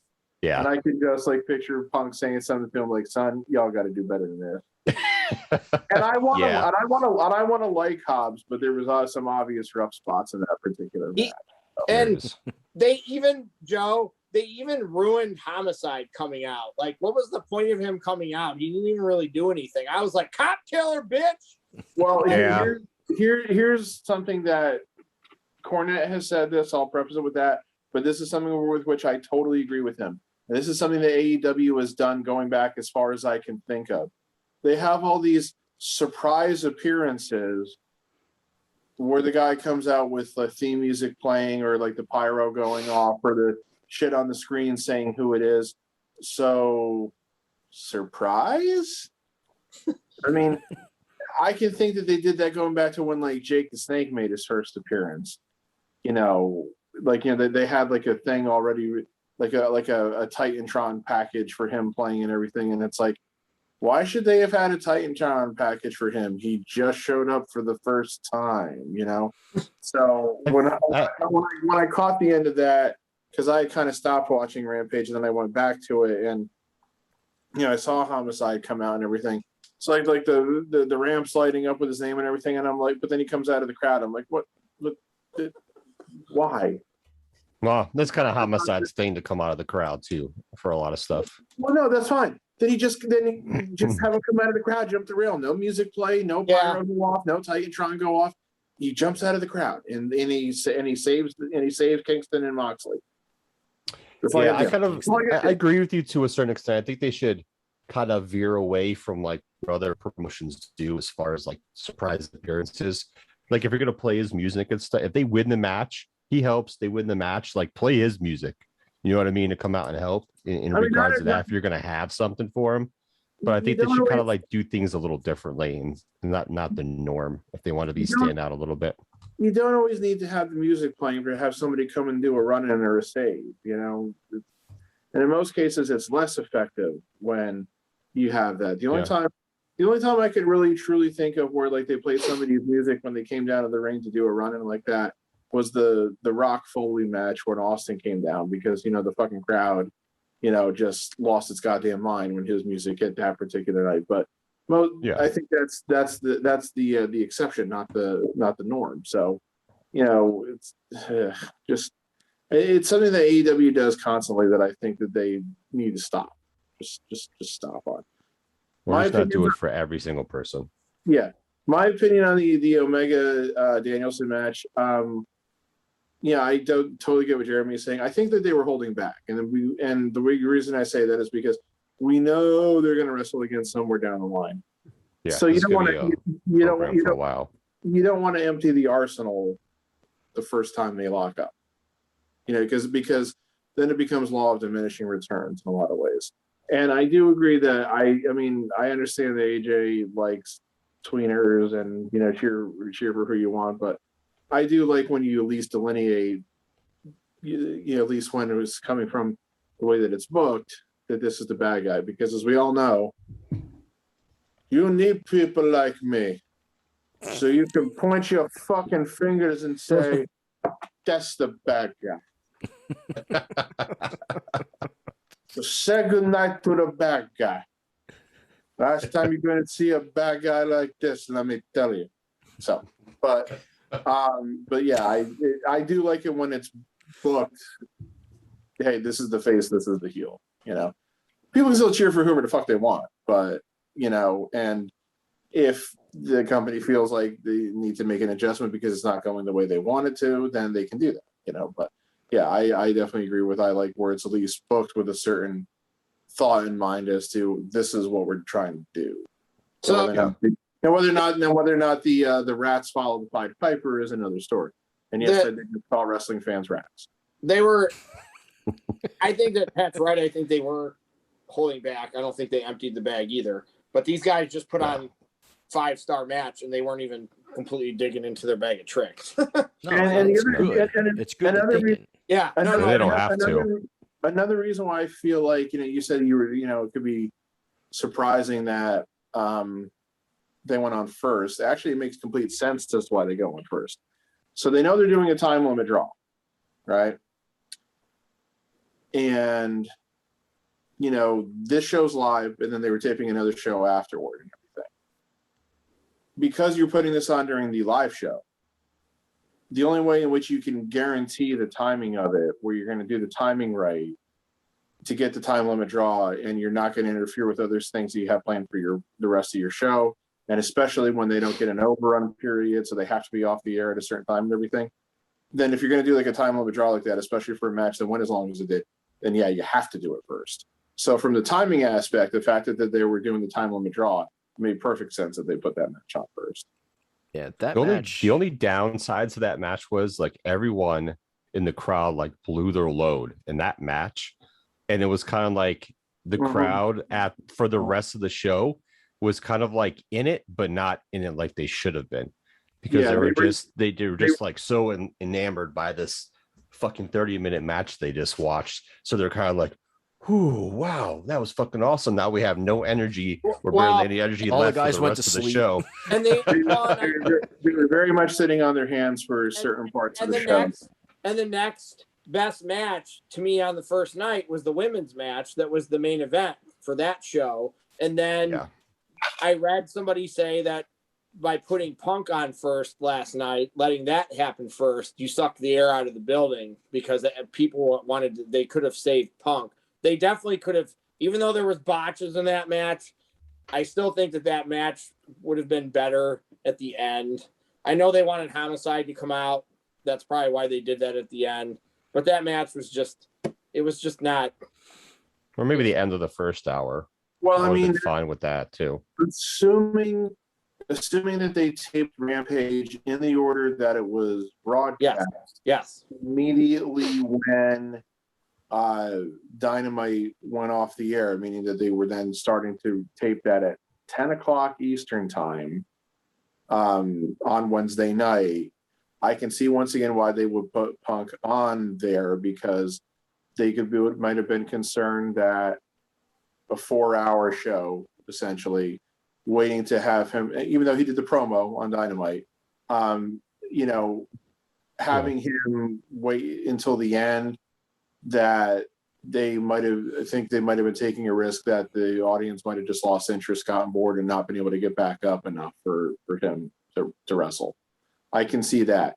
This is the issues, I think, when you try to do that many hours of wrestling in one night, in one block and everything. So that's why when I saw something today that says it doesn't sound like WrestleMania 37 is a guaranteed night, or whichever one next year is 38 is a guaranteed 2-night affair, I immediately went, because I ain't gonna sit through a fucking one night WrestleMania if it's gonna be 6 goddamn hours. I think they're gonna do 2 nights. I still think that. I think they'll come to their senses too and realize that it's worked out a lot better that way, and especially when they probably once again realize that it allows them to essentially draw 2 houses. They make more money. Assuming that things are relatively normal in terms of live event attendance, still come April, which I certainly hope they will be. It's Dallas. They don't give a shit. It's New York's one of the Texas. They don't give a shit. Them in Louisiana is tough to do live events in because of their requirements for live events. Where is WrestleMania next year? I thought it was in Dallas. It's in Dallas. Okay. It'll be fine. Texas don't give a fuck. For some reason, I thought it was LA, but it's LA that's the following year. That's that. Okay, there you go. Yeah. There's something else that Jeremy said about the Omega Danielson match, and I of course hated that they both had to do fucking suicide dives in the match. I mean, they both did it. They both did them early, but Jeremy mentioned that you overusing a move so it becomes less impactful.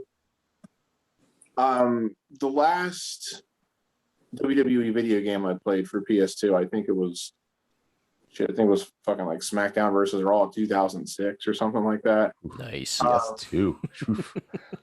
Hey, I haven't gotten a new system since the PS2 or the GameCube. I just fell out of video game consoles. But anyway, the whole point was there was a caveat to that game where that within the limits of one match, if you kept using the same move over and over again, and you're doing so much button smashing in those games that sometimes you just do it without necessarily trying. But the more that you use the move, the less effective it would become. And I think that definitely applies to real wrestling, in the sense that I think that there are certain moves that are overused within the span of one match by certain people. So I would like to propose something to Misters Jackson and Jackson.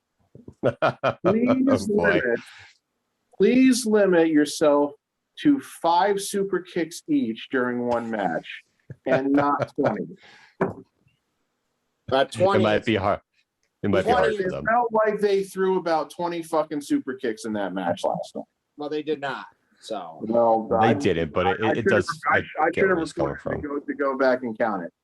They need to do something other than fucking super kicks. They throw them out like they're fucking cough drops. I could use a cough drop right now, by the way. I'm not saying anything, so I'm not saying anything. This is gonna digress into an argument. I'm not saying anything. So look, I'm not saying they're the only people who do stuff like this with certain moves. There's this probably their shtick. That's been their shtick for years, Pat. Okay, and I'm saying I think it's stupid. It doesn't work for me. That's all I'm saying. That's fine. And I'm not saying nothing. So I'm done. I'm not saying nothing. So there are times where they can tone it down a little bit and do something else. But I mean, it is their shtick. They do overdo it at times. There was one really great spot that they did in that match last night. I can't remember what the hell it was now, but I think it was a spot with. It was either the Jungle Boy or Luchasaurus. It wasn't with Christian. I can't remember what spot it was though, but I remember legitimately like just jaw dropping. Like holy shit, I just can't remember what exactly it was. My favorite thing in that match was when Adam Cole had him in the Boston Crab and they both kissed him on the cheek. That was awesome when they did that. That was my favorite part in that match. So then they drop kicked him at the same time. I don't get why they do the whole kiss thing. I'm not. It's from back when they were in the Elite together in Japan. Right. Okay. Yeah. Bullet Club. What I mean is, are they trying to annoy people by doing that? Are they trying to? Is it a way of trying to get heat? Which yes. I think people who are fans of them like when they do that. So again, but right now they're heels, so that's the whole thing. So it's a heel thing for them. Is it a way of them trying to get heat? Because, and the reason I'm bringing this up, this is a kind of a shit segue. I don't know if any of you guys watched Thursday night's Dark Side of the Ring on Chris Kanyon. I did not yet. No, I need to watch that. 2 of the people interviewed were Matt and Nick Jackson because they were self-described Kanyon fans and they hooked up with Kanyon and everything. So they knew that Kanyon was gay and everything. And they said that they, their initial reaction was kind of like, oh, really? He is? And then they kind of said that they realized within the span of about 10 seconds, so what? Which, I just wish everybody had that attitude. So it's like, I almost wonder if they're trying to do that as a heel spot because they know that whatever homophobes are out there in that crowd are going to start booing them. So that's the only thing I'm wondering. It's I'm just kind of wondering as to why they decide to do that. I mean, okay, it has that history with the elite, the psychology behind it. Right, but again, is that the reason why they're doing it? Are they just going for the easy heat when they're heels because they know that certain people are just going to go oh my god, a guy kissed a guy, so yeah, I think they've been doing that since the New Japan I think days. they're reading too much into that personally, Pat, but that's just me. So I mean, I could be. I'm just not quite sure why they. I mean, there's a connection there, so I get that. They're the Bucks are kind of that. They're at that point where people like them or they don't like them. So they don't really have to try hard to get the heat anymore. AEW's challenge is going to be trying to get heat on Cole because everybody pops the shit for that guy right now. And I don't know how they're going to get people to boo that guy. The only way they're going to get people to boo him is when he beats up Tony Schiavone soon. That's really going to be it. With no offense to Tony, because I love Tony. But I don't even know if that would get people to boo Cole. But it's the whole thing. I think it would. Who that is in AEW that's not Danielson and that's not Punk could they have Cole go after that is going to get them to boom? I don't think Jungle Boy's that person. I don't think Christian's that person. I don't think Orange Cassidy is that person. Jericho is definitely not that person. Cody is definitely not that person. When Page comes back, Hangman Page, obviously. I don't think I just can't see what it is. Like they may almost have to throw him in a program with Danielson or Punk in order to do that. But it seems to me also that with Punk, they're going to try to keep him away from like the real established guy. They're going to have him work with the younger guys who he definitely hasn't worked with before. For now, but also like not guys who like have some kind of WWE history, no matter what it was. And I just want to throw two other quick thoughts in about Dynamite and Rampage, one for each show. Again, I texted this to you guys. Nobody was cheering for Cody. Nobody. That match was deader than dead too. That was one of the dead points. I think they need to turn him heel ASAP. Especially, they probably don't want to because of his goddamn reality show, but I think especially because of his reality show. Because I think I saw a headline, I didn't click on it. Well, Arn Anderson, who's obviously been working closely with Cody, I guess was saying that he thinks that the reason why people aren't really cheering Cody right now is because in their eyes, Cody is becoming too Hollywood. And considering he's on that show, whatever the fuck it is, and now he's got the reality show and everything. They can use it. They can use it for sure. Right. It is a bit of a like, well, where is your focus right now, Cody? Is it in the ring or is it in Hollywood? So, they could definitely do that too. But I couldn't believe that the crowd was dead for that. The best part of that match shouldn't have been Brandy sitting down in the ring and telling Malachi Black to fuck off. And that was the best part of the match. Yeah, I'm going to be honest. I'm very surprised that AEW went after Malachi Black. I don't think I'm not. To me, he fans felt like love a guy him. who hadn't He has a following. I don't like him, Jeremy. I can't stand him. So I don't. There's nothing about him I like. So to me, he was a guy who hadn't gotten a full fair shake in WWE on the main roster, and I agree with that. Because he hadn't been on the main roster long enough, he didn't have. I don't want to say he didn't have like the WWE taint on him or something like that, but there's still like a lot that you could say. I don't think anybody wants taint on them. Yes, obviously. but there was like a lot that you could say you could still do with him that the national mainstream audience hasn't really seen. WWE didn't do anything. They didn't do him any favors for him. That part I'll agree with.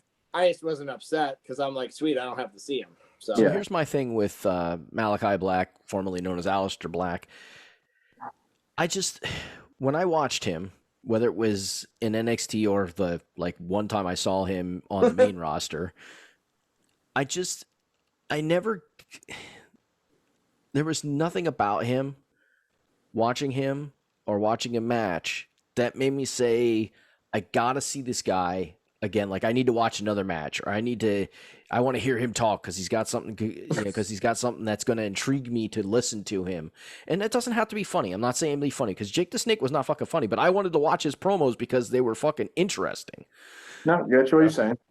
Yeah. So there was just, and that's why and I'm not like a lot of other fans either, so I don't want to say I can speak for every fan out there, but it makes sense for AEW to bring him on the roster because there's that fans, but from an overall standpoint to attract maybe new fans, I don't know if he's going to be the kind, like bringing him on is going to be the kind of person that's going to bring in new fans, to that program, where bringing Punk is going to bring the fans that Punk has, bringing Bryan Danielson will bring their fans, certain people are going to bring certain fans where he does, he does have fans though, Jeremy, he does. So I don't understand it personally. But he's not everybody's cup of tea.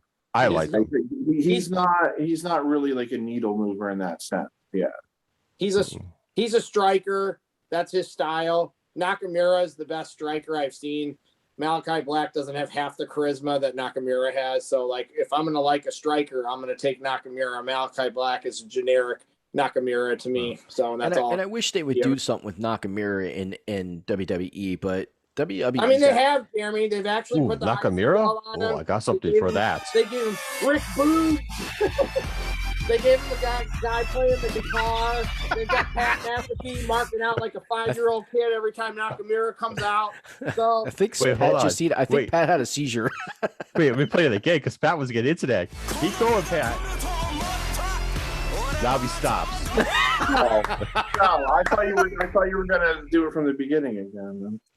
Oh wait, hold on. You want me to do it from the beginning? Nakamura I'll do it has from the beginning. pretty epic music too. It's like Nakamura has some of the best entrance music of all time. Rewind. And it's funny because it's a fucking violin. An electric violin. Wow. Pat is acting like Pat McAfee. What is going on here? Like, somebody send an ambulance to his house. He's having a seizure. Oh shit! I don't know where I am right now. All right, and Pat's done. All right. Real quick, I wanted to say one other quick thing. I didn't get to it about Rampage. Oh, okay. The Jericho and Hager versus Jim Cornette wannabe. whoever the fuck it was that they were actually wrestling, because I wasn't paying attention during this part. I think I was doing some stuff in my kitchen. The men of the year, Ethan Page and Scorpio Sky, is who they were wrestling. Okay, good. Well, the reason I'm putting it like that is because when I came back, I think it was like when the match ended, all of a 10 sudden people in the ring. there's 12 people in the ring, including some woman who's acting like she's the toughest thing ever when she's wearing. That was Paige Van Fleet.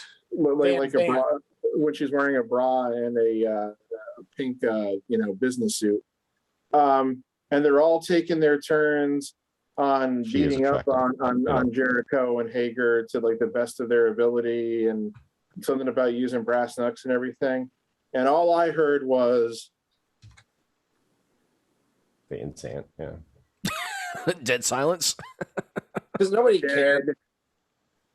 Silence. Because that Jim Cornette Nobody- wannabe guy is a fucking idiot. Dan Lambert. Nobody gave one shit, let alone 2 shits. And I think it's a combination of a couple of things. Nobody in that audience gives it, who knows or cares who any of those fucking MMA people are. Nobody's buying this Dan Lambert shit. And I don't think Jericho's over it. I mean, his entrance is over, but I don't want to. People. I don't think he's over it all out because people were upset when they thought he lost. So he definitely still has a following. So all right, well, maybe it's the Jake Hager taint then. Well, Jake Hager taints anything. Jake Hager's a piece of shit. Talk about somebody who's never been able to poop on get a over stick. it. Yes, he is. So I mean, just like talk about somebody who's never been able to get over in any way. So it's like whatever was going on with that, I thought it was terrible. I don't know where they're going with that. And when the crowd was doing It's everything, too much. And when the crowd was doing everything but change the channel, it's like, how quickly again does that reverberate to the back where they go, maybe we need to rethink this. And I've said in the past, I don't think you abandon an angle because of 1 week's bad crowd reaction in one location. But at the same time, again, it doesn't make any sense as to where they're trying to go with it. The crowd was so fucking dead. And where the fuck was the rest of Jericho's group during all of that? They had already that's the next match. Yeah, but guys come in and do run-ins all the time. So it's like Jericho's got this group, and 3/5 of it didn't come down to save them. So that was my biggest concern. Like, where was everybody else? Yeah. So that was just so fucking terrible. I mean, It was bad, Pat. You're right. It was. They definitely delivered on a lot of good stuff with their 2 shows this week. There's a lot of dead spots though too. All right, so I want to stay on wrestling, but I want to take a moment because I had a chance to watch the Collision in Korea, the Dark Side of the Ring. And I know I'm a little bit behind on that, but they just released it to Hulu, so I got to watch all those episodes that I couldn't find on YouTube for free. But I mentioned this to Joe about Too Cold Scorpio, and I had to laugh. I had to laugh. He's a funny character. Like there was some really interesting information in that, and I was surprised that I understood why Eric Bischoff and them wanted to do this because they wanted to have something up on WWE at that time or WWF at that time. Be able to say that they did something that they didn't do. But evidently it was very crazy because they were pretty much like prisoners inside Korea because they don't like white anybody from America. I don't want to say white people because it's Americans in general. They don't like anybody who's not North Korean. Yeah, pretty much. And they cut off the one dude's phone call because he was talking to his wife and he said something that they didn't like, so they just cut off the phone call. Like there was really creepy stuff, but it was funny because I did not know there was so much heat, and I don't know if it was just this trip or if they always had heat between like legit heat. Too Cold Scorpio and Hawk they legit had heat for like a while. Like, and it was just interesting because the way that Too Cold Scorpio tells it that. He could just whoop Hawk's ass. Like he was just I whooped his ass. That boy knew not to mess with Too Cold Scorpio. I'm like laughing because not that Too Cold Scorpio is not maybe a legit badass. I mean, I don't know really anything about his background or anything like that because I've never seen any documentaries on it or anything or read up on him. But I've seen stuff on Hawk and and heard stories about Hawk. I know he's a legit badass from from everything that I've ever heard and seen and read. So for Too Cold Scorpio to pretty much say that he just whooped his ass and there was nothing that Hawk was going to be able to do just kind of made me laugh. And one of the guys that was there did say that, Hawk was on some kind of drug for his alcohol problem at that point in time that really kind of made him like not 100% there. And paranoid. Yes. Yeah. But there was one point where Too Cold Scorpio said, "Yeah, I had my finger in his eye and had it halfway out," and I'm like, if you had his eye halfway out, I think there would be a serious fucking problem with his vision, like to be able to wrestle at all. I mean, I'm no doctor or anything like that, but I'm thinking eyeball halfway out at socket. There's some serious problems that are going to be arising from that for at least a couple days. With wrestlers and their exaggeration on some of their stories. They like to exaggerate or, a little bit too far sometimes. Yeah, I mean. Scorpio was a fun guy to watch in the ring because he did some pretty insane shit. Mm-hmm. We're back then. Absolutely.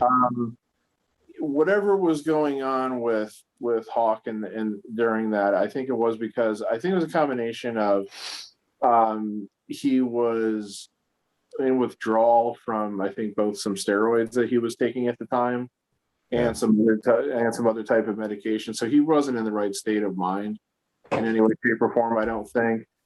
And they all knew that too. Yeah. Why Scorpio just didn't give him a wide berth, knowing that he wasn't right in the head during all that, is an exercise left to the viewer, as they say. But I'm sorry, Scorpio.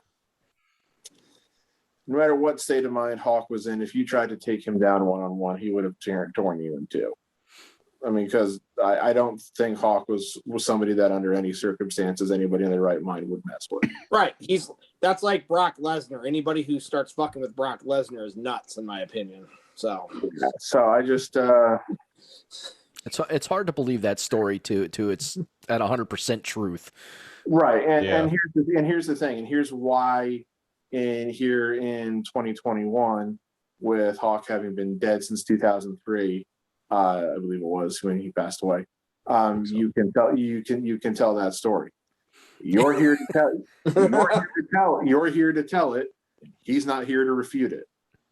Yeah. Because nobody else who they could have interviewed for would have really had complete, direct knowledge of exactly what happened. They might have seen this or that or pieces of it, but not the whole thing. So, yeah. Well, and here's the thing that made me kind of like wonder about this whole story. He's talking about making a shiv out of these metal chopsticks that he got from the free. If you're so badass and so tough and you can beat the crap out of Hawk, what the hell do you need the shiv for to kill him? What do you need the shiv for? Because evidently you don't need because you're tough as shit. So that's the other thing that kind of threw me off. I'm like, why are you making a fucking shiv, man? What are you, the fucking prison system right now? Like, what the hell's going on here? Right. I think Scorpio even said to him because he was sharing a room with Chris Benoit during that. Yeah. And like Benoit sees him making the shift, and Benoit's like, "You want to spend the rest of your life in a North Korean prison?"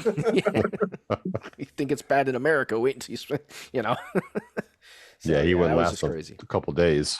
Trust me. If Scorpio had somehow like attacked and murdered Hawk on North Korean soil there back in 1995, I have a feeling that Scorpio would have died before Hawk did.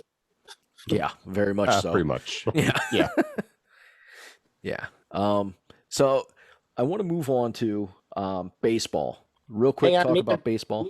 Let me and Pat do our little skit thing. Okay, go ahead. Yeah, they have a skit wrestling. thing. It's wrestling. Yeah, I want to hear this skit thing. This better be good. I can't get this time of my life back. You understand?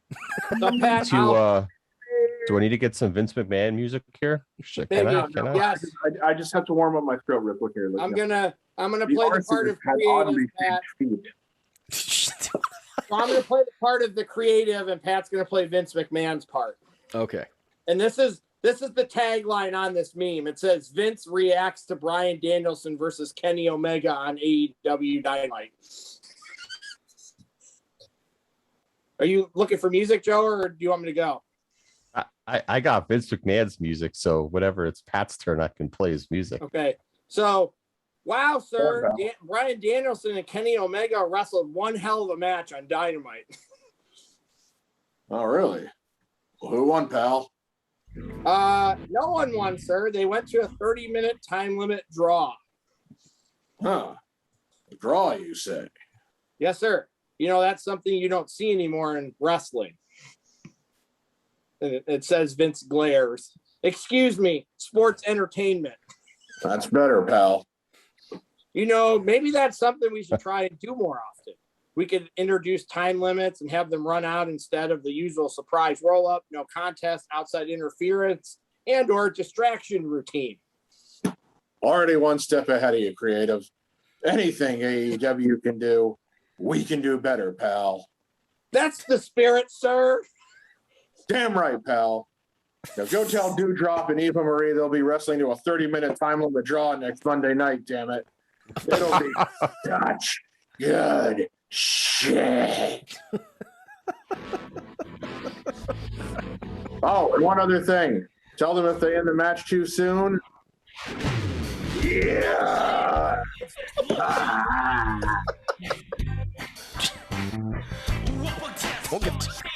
This is, and like the thing about this that makes it even funnier is this isn't out of the realm of possibility, guys.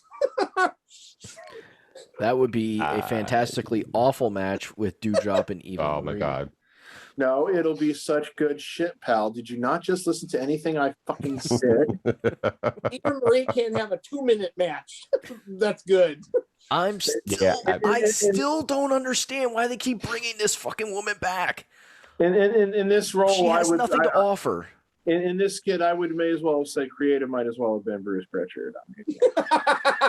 And when I say she has nothing to offer, I say nothing to offer wrestling wise.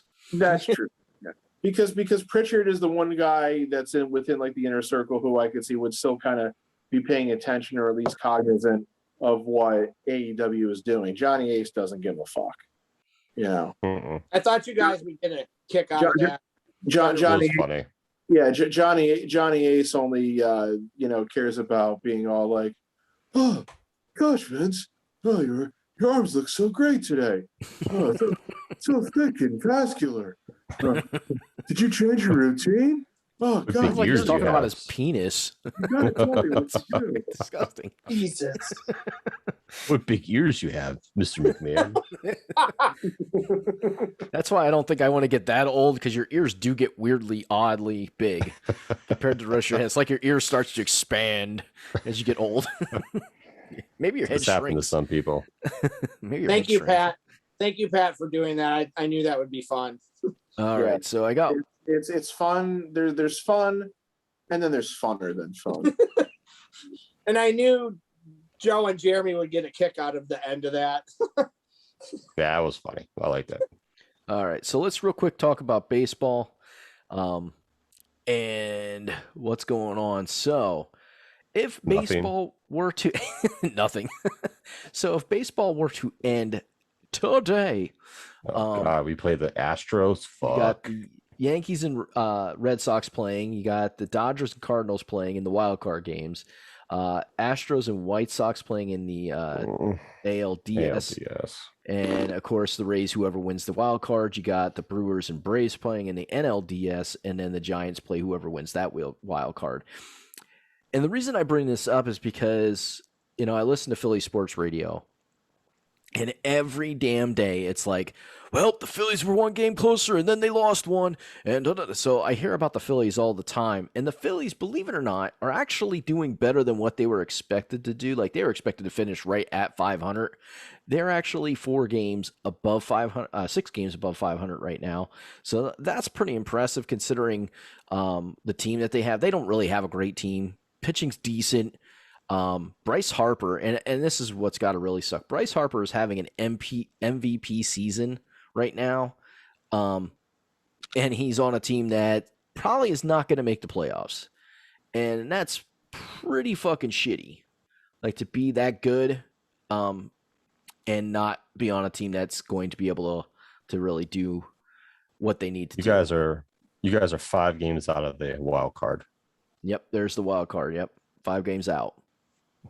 I mean, you guys won 5 in a row, but St. Louis has won 15 in a row. Yeah. So that's disheartening right there. The wild card's not the way the Phillies are going to make the playoffs now. If they make the playoffs, they'll win the division or not. No. Yeah, this division's really close too because it's a game and a half, and that's only because Atlanta hasn't played an extra game. Is down 1 game. They're a game short of the Philadelphia Phillies. It's basically 2 games. Yeah. Yeah, because you can't make up losses. So that's really the way you have to look at it. But there's still, like 8 games to play or 8 days to play. So it's not impossible. It can still happen. Yep. So it's interesting. The Yankees are looking good. They're destined to be playing in the wild card unless something crazy happens. Well, it still could because the Yankees have 7 games left, 1 against Boston, who they're tied with. They won the first 2 games in this series against Boston this weekend so far. And I feel like this is the game, one of the most recent game. And what the hell is that ugly ass yellow and blue uniform that Boston is wearing? What the fuck is that? That's one of those city special uniforms that some teams have worn. And that is ugly. That's the one for the Red Sox. It has some kind of meaning or significance. I don't remember what it is, but yeah, I just find it ironic. Of course, that they're called the Red Sox, and then they don't actually have any red in their uniform with those things. But whatever. The Yankees then next week they have 3 games at Toronto and 3 games versus Tampa. So that's tough because Toronto's right there, still nipping at their heels, and Tampa's 2 games out. And Tampa's just won the division. The only possible thing that way to try to look at it as like a hope is that Tampa won't have anything else to play for by the time those games roll around. And that's a distinct possibility because they're like 5 games up on Houston, even for home field. So Tampa might just be like resting and resetting during that series next weekend. But at the same time, I'm sure if they had a chance to keep the Yankees out of the playoffs, they would relish in doing so. But the thing then too for the Yankees is that because they're playing Boston and Toronto and Tampa, I mean, they control their destiny. You win, you're going to get in.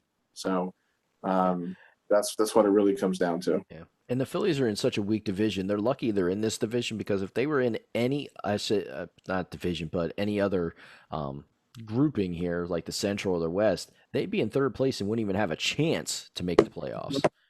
They'd be screwed. Yeah, that's the thing why I don't like this with the second wild card how it's 1 game, because it's like you say, oh well, for these 2 teams you got to win 1 game just to keep going.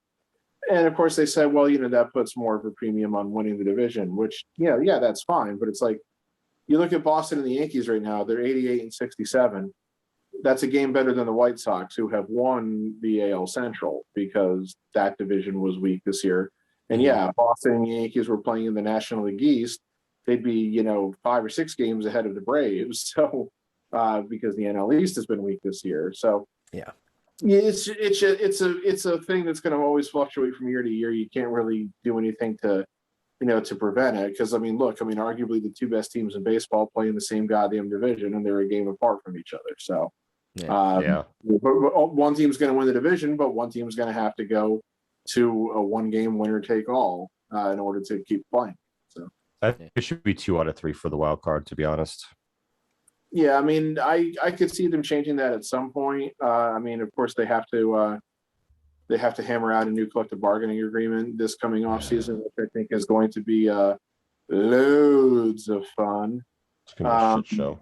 It's going to be a shit show, and they basically have nobody to blame but themselves for it. So, but I don't know if changing the wild card to a 2 out of 3 format is something that's really been discussed much, and so I don't know if that's something that can be changed outside of the CBA. So it's like, if they don't touch it this time, then it'll probably be like that for at least another 5 years. So here's another interesting thing that I wanted to point out, being a Phillies fan, is the Phillies are doing a slightly better than what they did last season. Not by much, just slightly. But they got rid of their head coach, their manager, Gabe Kapler. Gabe Kapler goes to San Francisco. And look at what San Francisco's record is. They're 100 wins and 54 losses. So who was the real problem in Philadelphia? Was it Gabe Kapler and his coaching? Or is it the fact that they are a talentless fucking team? I'm going to have to go with it's a talentless team, except for a couple guys. The Giants kind of came out of nowhere this year, though, too. They did. Nobody had them. I don't think people had them making the No. playoffs, No. let alone winning 100 games. So They have definitely been a huge surprise. Yeah, I think it's been a what's the old adage? Little column A, little column B. Well, it just goes to show you that evidently Gabe Kapler is not as bad a manager as Philly tried to make him out to be. Like, they tried to make him out to be the worst manager, because all he did was care about analytics. He didn't care about the game. And evidently he fits with what San Francisco was doing and the talent that they had, and he made connections with the talent, was able to get these guys to play better than definitely way better than what it was expected of them. So I think that speaks volumes to who Gabe Kapler actually is and how good of a coach and how good of a manager he is. And it's sad because the Phillies got Joe Girardi. It's not like he's a terrible coach. He's a hell of a coach, but he still can't do anything with this group of guys. Yeah, I think the Phillies' problems have been more front office related. Oh yeah. I think a lot of people. I could be wrong on this, so don't hold me as like a gospel thing on this. But I believe I've read in the past that they were one of the last teams to really get up and running with like an analytics department. So they were behind the curve on stuff of that sort, and that then is a problem with like their management and ownership, whoever's making the ultimate decisions. I'm not sure if it's the GM or if it's somebody else, but it's like, if you know that this is where Kapler, where his strengths are, as far as managing this, that, the other thing, and you're not really giving him the tools and that are in his wheelhouse, to succeed in everything, then that means that he was a bad fit and you shouldn't have hired him in the first place. Yeah, because Joe Girardi's the same way. He's a very analytically strong person too. That's where his thing is right now. Yeah, with Girardi, he's still a little bit more old school. I mean, in the sense that he's not necessarily going to do like what the computer readout would tell him to do, kind of thing. That's a little joke. But I can also tell you, as a Yankee fan who watched him be the manager for a decade, some of the things that would be frustrating about him is that he would always have his binder. You know, this became a joke among me and my Yankee friends. You know, like, oh, he's whipping out the binder. He's not going to go against what the binder says, even though there might have been like other evidence that said, well, whatever was in the binder was wrong or stuff like that. So he could be a little too inflexible at times, and I think that's ultimately why the Yankees decided not to bring him back after the whatever year it was. When was the last time we went to Disney World? 2017. After that 2017 season, and they went with Aaron Boone, but I've seen a bunch of issues with Aaron Boone as a manager too. So, I'm already speculating that I don't know. I kind of think that if the Yankees somehow don't make the playoffs, Boone's going to get fired, but we'll see. Yeah. But yeah, Girardi could be a little too inflexible at times, but I think another issue for the Phillies has been health. Sometimes there's guys you're counting on and they get hurt. I mean, that's been a big problem for the Yankees over the last several years. It always seems like somebody important is out for a long stretch of time. And a couple of the past few years, like the Yankees were without like Judge and Stanton and guys like that for long periods of time. This year, Stan's actually played this year. It's crazy. Yeah, so has Judge. Their injuries this year. They've kind of stayed healthy this year. Their injuries this year have been to starting pitchers and bullpen guys. Well, so just like pitching in general, they've had to shuffle so many guys through the bullpen and everything. But I'm looking at the Phillies baseball reference page for this year. I mean, one of the big problems is that they've only had 3 guys throw 100 innings. And it's not like guys throw 250 innings anymore. But at this point in the season, you would hope if things had gone right, you'd have 5 guys there who would have thrown probably between 130 and 130 plus innings, which means you would have had 5 guys in your rotation who were both healthy and effective enough to have carried you. And they really haven't had that. Wheeler's been great. Yeah, Wheeler's been a lot better than I thought he was going to be. But Aaron Nola, 4.64 ERA in the National League, that's below average. And like everybody else who's kind of listed as a starting pitcher has been, either hurt or bad or both. So, yeah, it's been a shit house, and that's why I feel bad for Bryce Harper, because he really is the heart of that team, and to have the kind of season that he's having and have to be on the team that he's on is got to be heartbreaking for him. Yeah, I would. I've always been a big fan of Harper since the beginning, because he's obviously good, and he also doesn't. He doesn't really like take any shit. Like he's not like he's not stupid, I guess. He like knows what he can do, and he knows what his role is and everything. Know your role. But he also seems like he'll take accountability, of course, like if he's not performing and everything. But yeah, he's having arguably an MVP year, and be a little sad that he could potentially not win the MVP because the rest of his team wasn't that good. Yeah. Because a lot of times there always still seems to be this whole thing like, well, if your team doesn't make the playoffs, how valuable could you have really been? It's like, yeah, I hate that shit. How much worse would they have been if you weren't there? Ha ha ha ha ha ha. Like that's like in the Phillies case, a lot worse. Well, yes, but I mean, to be fair, when I was saying that, I was thinking specifically of the year that A-Rod won the MVP when he was with Texas and they finished in last place. But he was still clearly the best player. It really wasn't that hard to see. So it's like okay, you're going to say that because his team lost 95 games, that was his fault, even though he hit 50 home runs, or whatever. So yeah. Yeah. All right. So anybody got anything else they want to throw out there before we call it a night? I found another funny meme. Oh yeah? Yeah. This one never gets old either. That's what the part of this is. It's a picture of John Cena and his prom date, and it says, "Poor girl went to the prom by herself." And the guy put, I sleep good at night knowing this joke will never die. Well, That's actually funny. do you guys know what Honest Trailers is? Yes. Yes. Well, they did one for the Suicide Squad, and when it gets to the end where they go like, starring, and then they make kind of like jokes about the people in the movie.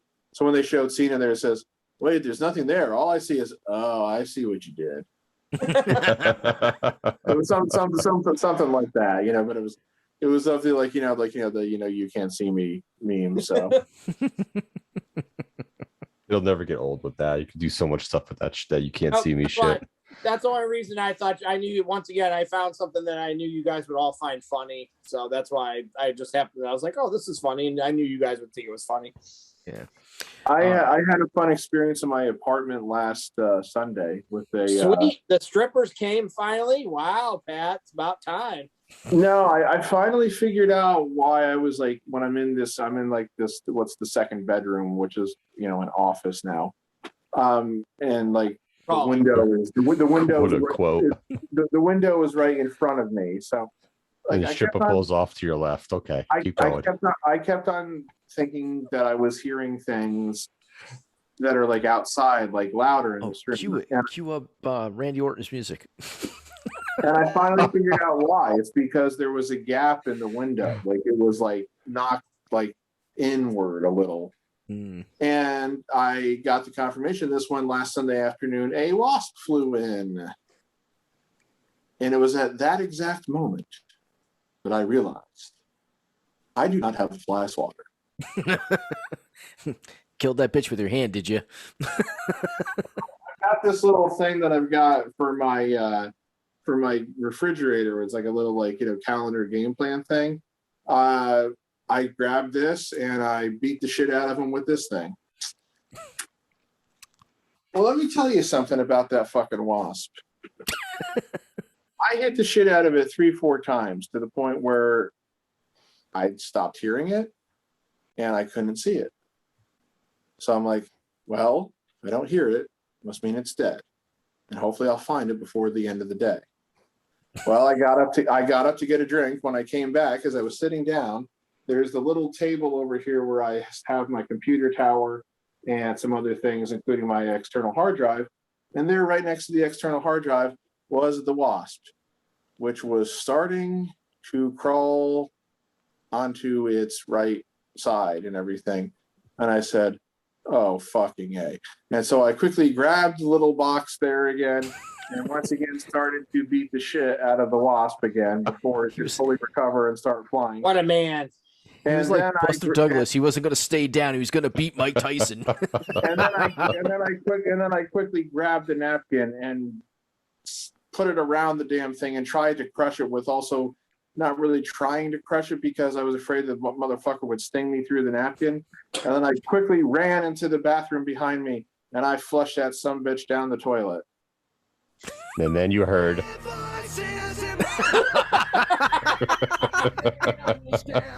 Well, guess what? On Monday when I walked into that bathroom, guess what was on the top of the toilet? The wasp. The wasp. It was dead in the bowl and everything, but it somehow got out of the napkin and floated back to the top. So you turned it on him like Owen Hart, like a turd nugget. I guess. I mean, I just flushed it again at that point, but I just went, "You motherfucker!" You should have shit on him. No, that's this is the final hurrah for you. That's not the main bathroom, and no, I would also, of course, be worried that somehow, as I was doing that, the thing would sting him in his butthole, come back to life and sting me and sting me around my big and sting me right in the nutsack. Sting me right in my big fat ass. Oh, that reminds me. I wanted to make a joke at the beginning of the show that I forgot to. I was going to say that when we were talking about the shirts and everything. I was going to make a joke that I was going to do this whole show bottomless. You're going to do what? I was going to make a joke that I was doing the whole show bottomless, that I was wearing only the shirt. Okay, Sakamoto. But it slipped my mind. I consider it a lost opportunity. All right. Yes. So I'm gonna that was too fucking funny with the wasp shit. Yeah, I don't like insects, especially those that can sting. So All right. So all our fans, so anybody who watches this, what we want to know is, I'll stand up here so you can see it a little bit better. Raise my mic up so you guys can hear me. Is if you would like Depends us on how to many start fans like the making Eagles. these shirts, not necessarily these colors for all non-Eagles fans, but if you'd like to see or be able to purchase a shirt like this, you got to let us know. Got to drop a comment. Got to say something to us so that we can get an idea if you guys are interested in getting having a Four Guys Roundtable shirt. It's something easily that we can do and give us an idea of whether it's worth it for our fans or not. So with that, we are going to, oh my God, I still got tears in my eyes from laughing so hard. Holy monkey. Over a wasp. I'm just, the whole thought of that thing flying up and stinging him either in the ass or in his nutsack just like had me just dying. It is funny to think about. just remember, I give you the setup. You let your imagination run wild. Exactly. like Hulk Hogan running, Hulkamania running wild. Oh, well, man. I body slammed Andre the Giant, brother, and I tore every muscle in my back. And it was only about a week after that Andre died. Sounds about right. That's a story for another. That's a story for another. Yeah, we'll say that. God. All right. But we always want to thank everybody who is either watching this or listening to this, no matter where you're getting it, wherever you're hearing it. We appreciate you guys tuning in. We really do. We are starting to see a lot more people tune in from all over the world. So once again, we really appreciate it. So keep on watching. Keep on telling us that, showing us that you like it. Because the more that we see it, the more that we want to continue to do this. Not that we're ever going to stop anyways, but we like to know that people are actually enjoying what we're doing besides just ourselves. So, thank you guys. And with that, we're going to say good morning, good afternoon, and good night. And we'll catch you on the next episode.